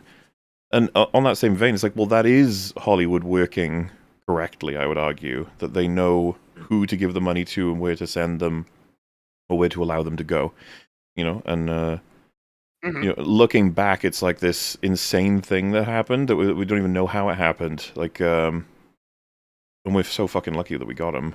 Well, it's remarkable because it's there really is like no other trilogy that challenges Lord of the Rings for being the best trilogy. Usually there's one movie that lets it down. Oftentimes, yeah. Then again, I mean, you have stuff like Indiana Jones that's a lot more consistent as like a quality trilogy. Obviously, Indiana Jones Star feels like Wars, it would be number 2. I think it would be because there's no other trilogy I can think of that was as consistent. Because with anything else, it'd be like, well, Return of the Jedi has some seriously weak elements. Alien 3, Back to the Future would be another top dog as well, I think. Yeah, I think so. Yeah. That one be more competitive. And then, of course, The Matrix. Oof. Ooh. Damn. One, like, legendary film, and then the other one's like, okay. Toy Story until the fourth one. Three is weaker than 1 and 2, I would say. Like, I never made a fourth one. Toy Story 4 never. No, the fourth one didn't happen. Are they making a fifth? Is that happening? It is, right? Yeah. Yep, they are. No, dude, it's been a bad year for Disney. They're probably looking to see, like, fuck, all right, what sequels can we make? How many Toy Stories can we make? But then again, Lightyear didn't really pan out, so, I'm glad I skipped that one. Yeah, I've heard nothing but bad things for Lightyear. Nobody watched it. That's the problem. I heard that it's like a crazy, wacky fucking storyline, too. Like, of the people who did see it, which are very few. I mean, there's Wish. I've heard good things about that, right? Everyone loves Wish. Oh, yes, Wish. I've heard that Wish exists at Everybody's times. real excited. Man, what a great way to celebrate 100 years of Disney, that movie. What a good idea that was. Hell yeah. What films are you excited for, Rob? I don't think there is any. What have I seen? I've seen a few films this year. I saw, Little Mermaid was... Well, Little Mermaid. What else came out this year? Mario was okay. Yeah. I saw Wonka today, actually. Oh, yeah, how was that? Yeah, Wonka was actually... it was alright. I quite enjoyed it. I've seen a couple of people say it's better than assumed. Like, everyone assumes it's going to be shit. Apparently it's not. That's the it's not a consolation. Right? Yeah, it's not a consolation, but it's better than the Tim Burton one. But, no, I enjoyed it. What else Did came you out see? this year? Did you see Oppenheimer? I didn't. Oh, you should. Yeah, You I'd should. recommend. Yeah. Check it out. It is my second favorite movie of the year. Oh my goodness, Fringy, what is your favorite film of the year? My favorite movie of the year is The Killer, David Fincher's new movie. Ooh. It's my favorite movie. Available on Netflix now. That's right. Watch it and understand it, please. No. You know what? Seems like Watch that it back to back with movie- Rebel Moon. That'll make you like it more. Yeah, exactly. That's right. Yeah. Also available on Netflix. Yeah. I've heard Chicken Run 2 is meant to be pretty bad. Oh, damn, that's out, isn't it? We It's gotta out watch now? that. We gotta watch Oh, it. It's on yeah. Netflix. And I love Wait, it's the out first now Chicken Run. already? Yeah, it's out. I think it came already out out, like yeah. maybe Oh a my day or so ago. god. There's so many things. Yeah. No, I know. Yeah. Gotten ridiculous, I tell you. People are asking not Indiana- Godzilla. I like Godzilla -1. It's not my favorite movie of the year though. Me and Rags Indiana gotta see. You should see it. It's I think it's solid. I think Well, it's a solid movie. Mel's coming over in a couple of days. We're gonna go see it in the cinema together. It'll be Yeah, fun. no, you should watch it in cinema. Yeah, Giant definitely. lizard movie. Catch it on the big screen. It's impressive how much they managed to accomplish with their very, very, very small budget. What was the budget? Like I think it was like 15 million, less than $15 million. I think. Yeah, he's been trying to crack the record, right? The director on the budget. Yeah, it actually wasn't that high. 10 Yeah. million, 13. Yeah, I'm not sure how much exactly, but Yeah, turns out you can actually do a lot with relatively little. if Well, and also you can do more. care. You can do more with the big lizard movie than just have really shit like Characters. drama. Yeah. Human then drama for have 93% of the movie. Yeah. You can actually have a Godzilla movie where you had an idea for a story that was relevant to Godzilla thematically, like a story that has characters and like interesting What? characters and likable characters as well. It's way better than the Western Godzilla movies. Godzilla -1 is way better than fucking Godzilla King of the Monsters. But remember, some of you guys thought it was good. All right. Whoa, whoa, all I right, remember. jeez. Pull I him do out. remember. But it was like, oh yeah, no, it's what we want out of a Godzilla movie. And then Godzilla -1 comes out and it's like an actual movie. and now we all realize like, oh right, you can actually have like a Godzilla movie be a movie, like a story with characters and themes. It was a very wacky experience. I still remember I tweeted out the human stuff was horrendously bad about King of the Monsters, and a lot of the replies I got were from people saying, why the hell do you care about the human stuff in a Godzilla movie? Because it's now 93% everybody of the realizes fucking that- movie. And now everyone's it's just praising the funny, human right? stuff in the new Godzilla Yeah. movie. Because the new Godzilla movie is a story that has characters and a Yep. story. Yeah, because all you need to do is write them well. That's it. Like, That's well, the key. Have like thematic elements that are relevant to the main character and relevant to Godzilla and actually tie them together. Yeah. Rob, you mentioned you'd seen Dial of Destiny. What was your take on that? Oh dear. Come So, on, it was I so loved it. good. You loved it. Right, so I love Raiders. I'm in the minority. I actually thought Temple of Doom was slightly better. Oh my god. Oh, my we God. we actually share an opinion there. That's actually something Yeah. that's one of my controversial opinions. Ah, there you It's go. a lot darker, and I like that. Last Crusade, I don't love as much as everyone else, but I don't hate it. I think it's all right. That's my So favorite. it's- so. And that's where we do It's my- deviate because it's that's my I think favorite, that's yeah. our favorite. Yeah, it's our But- favorite one. To be fair, I've seen Junior. Raiders and Temple a lot more, so I'd have to rewatch Okay. Last Crusade. Kingdom of the Crystal Skull is awful, and then the Dial of Destiny, I had like no expectations, and it made They me still miss weren't met. It made me That is, miss Shia LaBeouf. It's so bad. Like it makes Kingdom of the Crystal Skull look like Raiders. It's so bad. I would say I had some. that it's a runner for the worst movie of the year. Yeah, there's in a the couple. running. We'll probably talk about this on the New Year's stream, but like, because I got to do it with Gary as well. I think for FNT, but like, looking back on the year, we've had some fucking stinkers. It's been We've shocking. had some real bad ones. But the I guess the silver lining is that a lot of these stinkers failed spectacularly. Yeah. Like in a spectacular fashion that's kind of unprecedented. This has been an awful year for superhero films in terms of making I was going money. to say, wasn't Ant-Man 3 was this year, right? Ant-Man 3 was was like this early in year, the year. and that one underperformed to the point that I think it's accepted that it lost money. And then obviously the Yeah. Marvels was a spectacular box office bomb, the worst Lowest grossing MCU movie, lower than Incredible Hulk that came out like 15 years ago, Oh, wow. and that's not even accounting for inflation. Obviously, Guardians DC 3 was good. Well, Guardians 3 was successful, that's for It sure. sure was. Guardians 3 had some good stuff in Not it. only was Guardians 3 successful, it was beloved by many. So, you know. I liked Guardians 3, but when people were saying it was the best Marvel film since Endgame, I'm like, have we just forgotten No Way Home? Yeah, I guess so. Fair. A fair statement. And of course, it's funny when you Fair. say best That one is since fair. Endgame. That's an interesting sort of... Because I hear that a lot.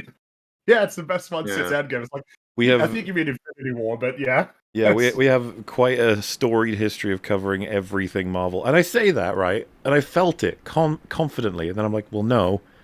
We didn't cover Hawkeye. We didn't cover Miss Marvel. Miss Marvel, and what else did we... I don't There's think... something else, right? Oh, We- Eternal... What Well, If. Oh, by the technically, way, we had you What If. you did a summary of Eternal, so I guess that counts. Nobody cared about that film, so it's, We yeah, would have talked briefly about the first 2 episodes of What If, yeah.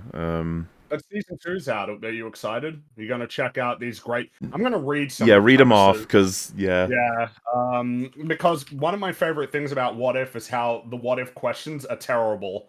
That's one of my What if Nebula joined the Nova Corps? Wow, that's like a really... Wow, I don't give a shit at all. What if Peter Quill attacked Earth's mightiest heroes? But why? Why? And he did, remember? In Infinity War, and then they became pals. Yeah, that's a weird one.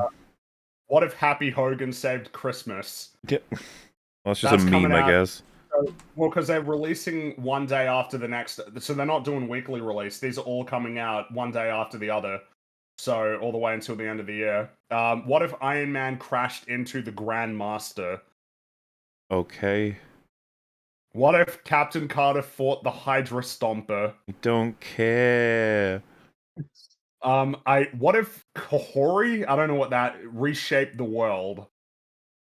Yeah, sure. What if that happened? What if Hela found the 10 rings? Yes, because when I was watching Thor Ragnarok, the interesting question on my mind was, man, wouldn't it have been interesting to see what... Here's one, if you were going to do one with Hela. What if, like, Odin and Hela continued their conquest? What if they never stopped? Yeah. Doesn't that just instantly seem like, why don't you take, like, an event that happens in the film and then go, you know, what happens if we just tweak it even a little bit? Why is it these bizarre things like, yeah, I always wondered what would happen if your OC, Captain Carter, fought a Hydra Stomper. Yeah, that really... You answered a question that's been burning in the back of my mind ever since Iron Man 1. You always... surely you want to go back throughout the MCU and find all of the close shaves or the pathways that almost got taken that would have been completely different. I was just thinking about Doctor Strange. It's like, what if Dormammu won and the Dark Dimension started to infect the whole world? How does that... You can make it one episode, he probably wins, but like, what do all the heroes do? I don't know. I mean, and the one that I've really been fascinated by is like, what if Tony died? What if when he got hit by the shrapnel, it killed him?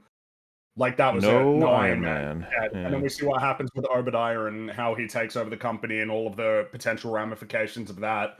Because what happens, you know, like, what is the nature of Fury instituting, like, the Avenger Initiative when Tony's not there? And that's the imagination here is Hela getting the 10 rings. Like, why did you even suggest that? What... Hela with the like, 10 why rings. was that a suggestion? Why did it get past everybody? Why did everybody say... By the way, we got 2 more. The next one is, what if the Avengers assembled in 1602?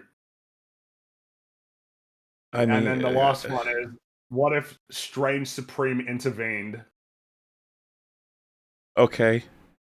This is a really good use of time and money. Why, I was going to say, they could... There's nothing stopping them from making interesting stuff. Why aren't they making interesting stuff? I don't know. Like, Do they hate being don't interesting? know. I don't understand. I don't know. I guess I am baffled that these are like the best ideas. And remember, like some of the other ones I had, like what if zombies?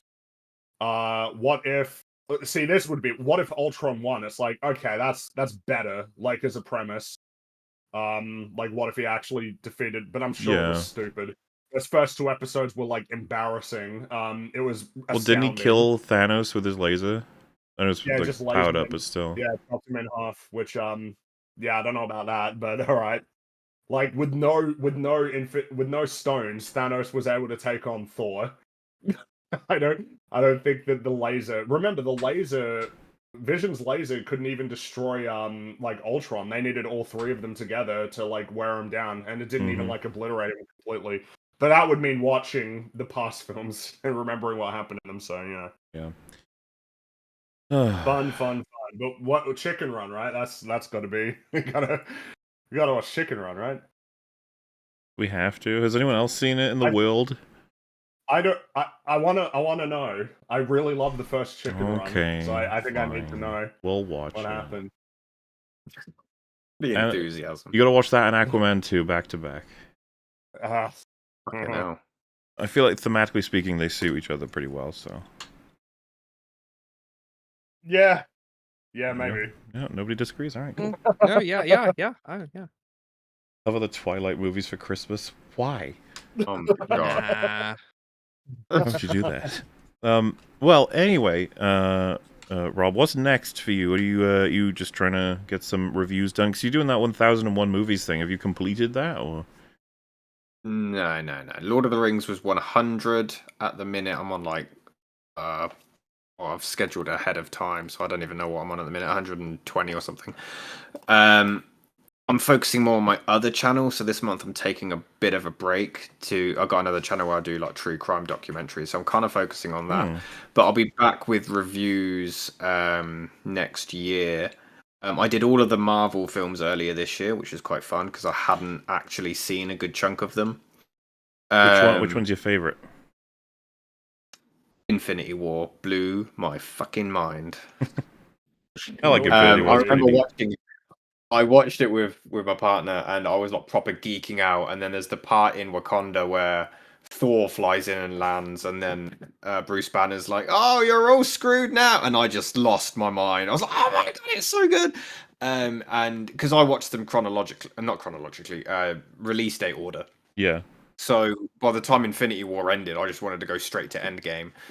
I had to watch the ones in between. I was actually quite disappointed with Endgame. Yes.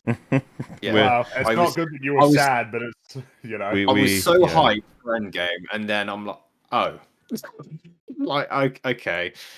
So when people are like, "It's the best one since Endgame," really? Best one since Infinity War, right? That's the real metric. Infinity War peaked, and then after that, I loved No Way Home.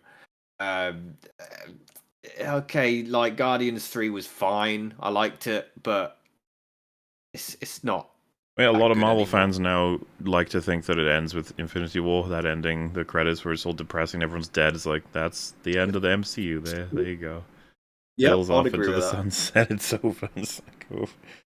Yeah, because they're in a bit of trouble right now. Us keeping an eye on Star Wars and Marvel is a lot of what we do on EFAP, and holy moly, it's been a rocky ride. Star Wars of the Wild Ride.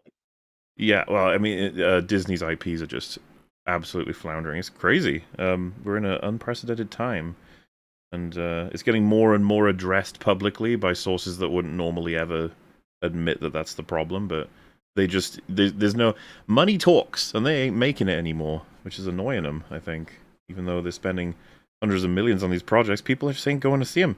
They're going to go see Barbie or Five Nights at Freddy's or an R-rated 3-hour biopic, like, because that's what people do now. They don't go to see the superheroes because.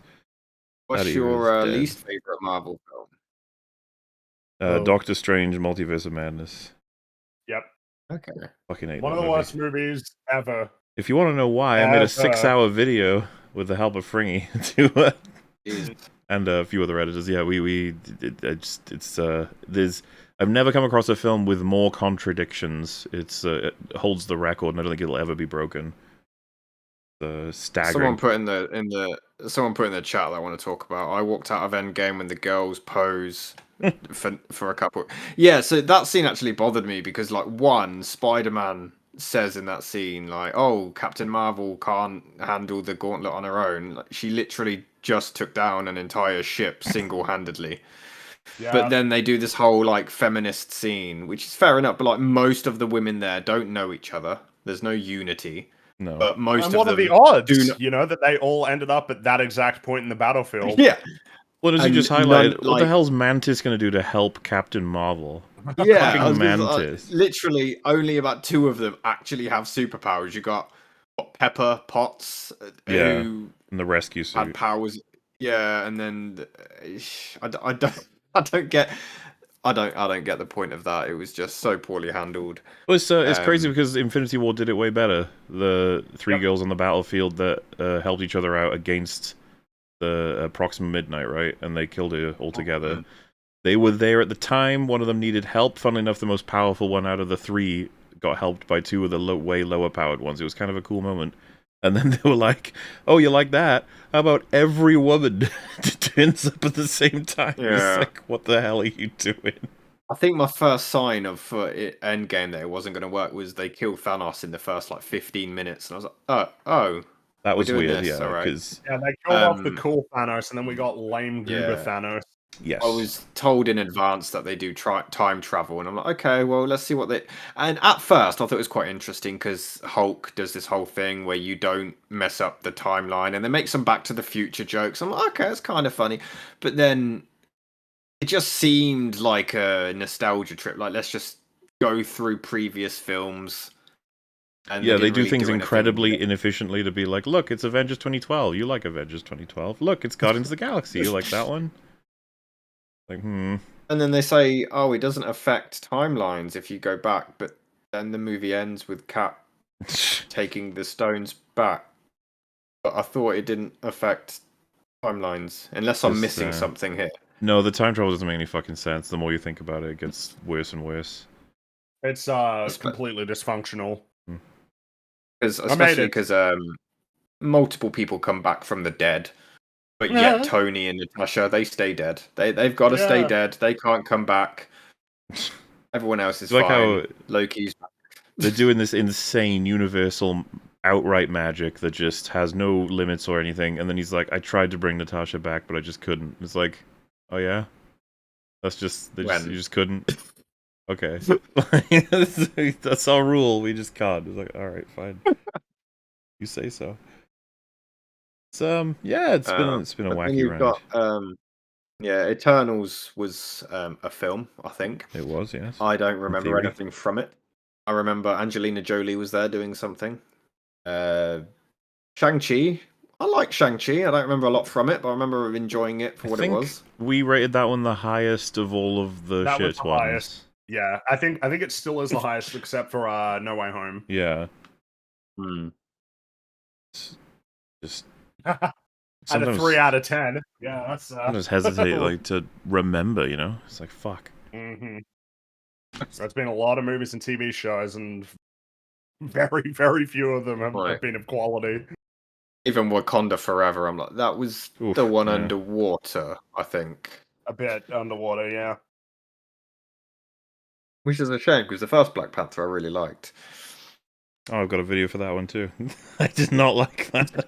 I wanted to like it. You didn't like Black Panther? Black Panther was awesome in Civil War. I thought he was crap in his own movie. That's not fair. They made him I don't know, just weak. Unfortunate, but yeah. It's not Far From Home as well. Far From Home existed.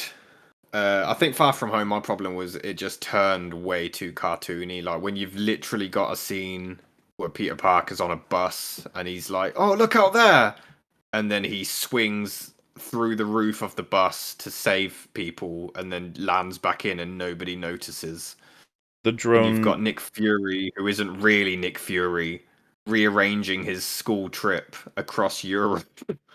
There's wackiness in that movie, yes, but I still like the overall points they make about Spider-Man's role compared to Iron Man now that he's gone, sort of thing. I feel like there's more character work in that than almost all of the newer stuff as it comes out. I don't know if you saw the Marvels, but it is difficult to mine that movie for character. Digging everywhere, looking for anything. It's downright crazy. Because what would people celebrate the MCU for back in the day was as much as the plots might not make sense or that they don't fully connect, it's you can always get a core character that you care about. That's the important thing. They're going on some kind of journey that you can relate to in some way, shape, or form, but it's they've completely lost that at this point. Yeah, I'm scared to watch the Marvels, I'm not going to lie. Captain Marvel was awful. Yes, it was. And then she appears in Endgame, and oh dear. Yeah, Captain Marvel, I tried to like it, or you hate women, it's okay, you can admit it, it's fine. You're among you're among allies here of women hatred. I remember in one of in one of the earlier films, Nick Fury says something like, "Last time I trusted someone, I lost an eye," and you're like, "Oh, I wonder what this is." It's a cat. A cat scratched out his eye. We've been told by many people that that's really funny, and that's why that's good. Like, oh. That's the way to do it. But I was going to say, you need to head out soon, so we'll probably actually wrap up there. And don't be saying Short Man bad. You guys got complete 8 hours of Lord of the Rings. Edited hours, all right? We're allowed to. But we're also going to be making some extra things for you anyway. We got some of the stuff we got to do. So don't you worry. But I think this makes for an excellent Christmas gift. The wonderful addition of Cinematic Venom to the EFAP cast, in a sense. We'll happily, if you're interested, have you back someday, maybe, to play a game of Gothic Phone or to react to some videos online. You never know. It'd be all kinds of fun. I'll be down for that. But, honestly, man, I really appreciate you coming on, and I hope that, absolutely, I really do appreciate it as well, yeah. Hope things are on the up and up for you. I hope things are going better. I wouldn't want... Yeah, definitely. Any of the crazy nastiness of the internet to have overcome you in any way, shape, or form. And you know what? Like, it just...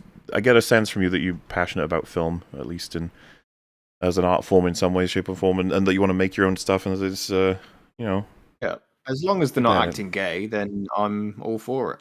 A good rule. It's a really solid rule of thumb. That's what you stick to. Yeah, do you want to... Good. Do you want to tell chat where they can find you, where you're, what you're up to and stuff? So, I mean, I've still got the same. Let me type in the chat. But yeah, you can just find me on Cinematic Venom. I've got another channel called Seeking Answers, which is the true crime. Oh, wait, I just tried to type. There we go. I've got a true crime channel called Seeking Answers, which does cover a documentary about that person who was in the original Lord of the Rings review. Cheap plug there for my trauma. Yeah, go check out the other channel. Movie reviews will be continuing. Yeah, that's about it. All right. Yeah. I've got you linked in the description as well, and I think a lot of people are really excited to see you, just to see what you're up to and everything, and make sure. Like I said, no hard feelings certainly not on our end, and I assume not on yours. It's just a matter of we love Lord of the Rings. We checked out a video that wasn't so happy with it, and it seems that it only took a few Can't years. Imagine why. Well, it's considered one of the favorite episodes of all time. So it really is. This is an achievement. You've brought a lot of people great joy. You're it would mean nothing to you, but you're competing with Synthetic Man as the best episode. So we should do a tournament of EFAP episodes. But we like you. Yes. So don't worry about that here. Well, to be fair, Cinematic Venom has said at least one insightful thing, so it kind of puts him way above, you know? Oh, yeah, you're way ahead of Synthetic Man. I'll take that. Not bad. And also, we won't get into some of the other... No. Absolutely encourage people to check out episode... Well, what is that? 218, I want to say? It's something... I can't remember. But, yeah, an epic adventure that almost killed everybody getting through it. Anyway... again, thank you so much for joining us, and we'll probably wrap up there. Is there anything, Rags, for you want to say before we go? I don't think so. I'm just really glad that you were able to come on. I'm really looking forward to maybe seeing you again on something. Yeah, we're down for that, definitely. Thanks for having me.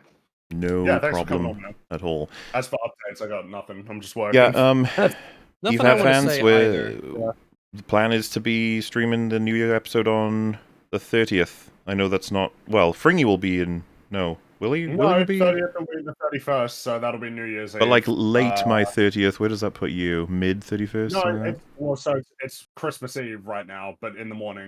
So it'll put us... I see. Well, it'll be close enough. It's a Saturday. What can we do other than that? I think I'm booked for the Sunday anyway, but point being is that we'll do our usual New Year's on then, and maybe something else... at different points. No promises. Stuff is on the way. Things are being made. Yep. So yeah, we'll see you folks in whatever the next thing is. But for now, before that, Merry Christmas, everybody. Merry Christmas. Good ho holiday. Ho ho. Get your presents, eat turkey or chicken or whatever it is that you like to eat. Watch some movies, maybe. Have a good holiday, guys. Have a lovely one. But for now, have a good one. Goodbye. Bye-bye. Bye. See you later. Bye-bye. Yeah. Oh, my goodness. Oh.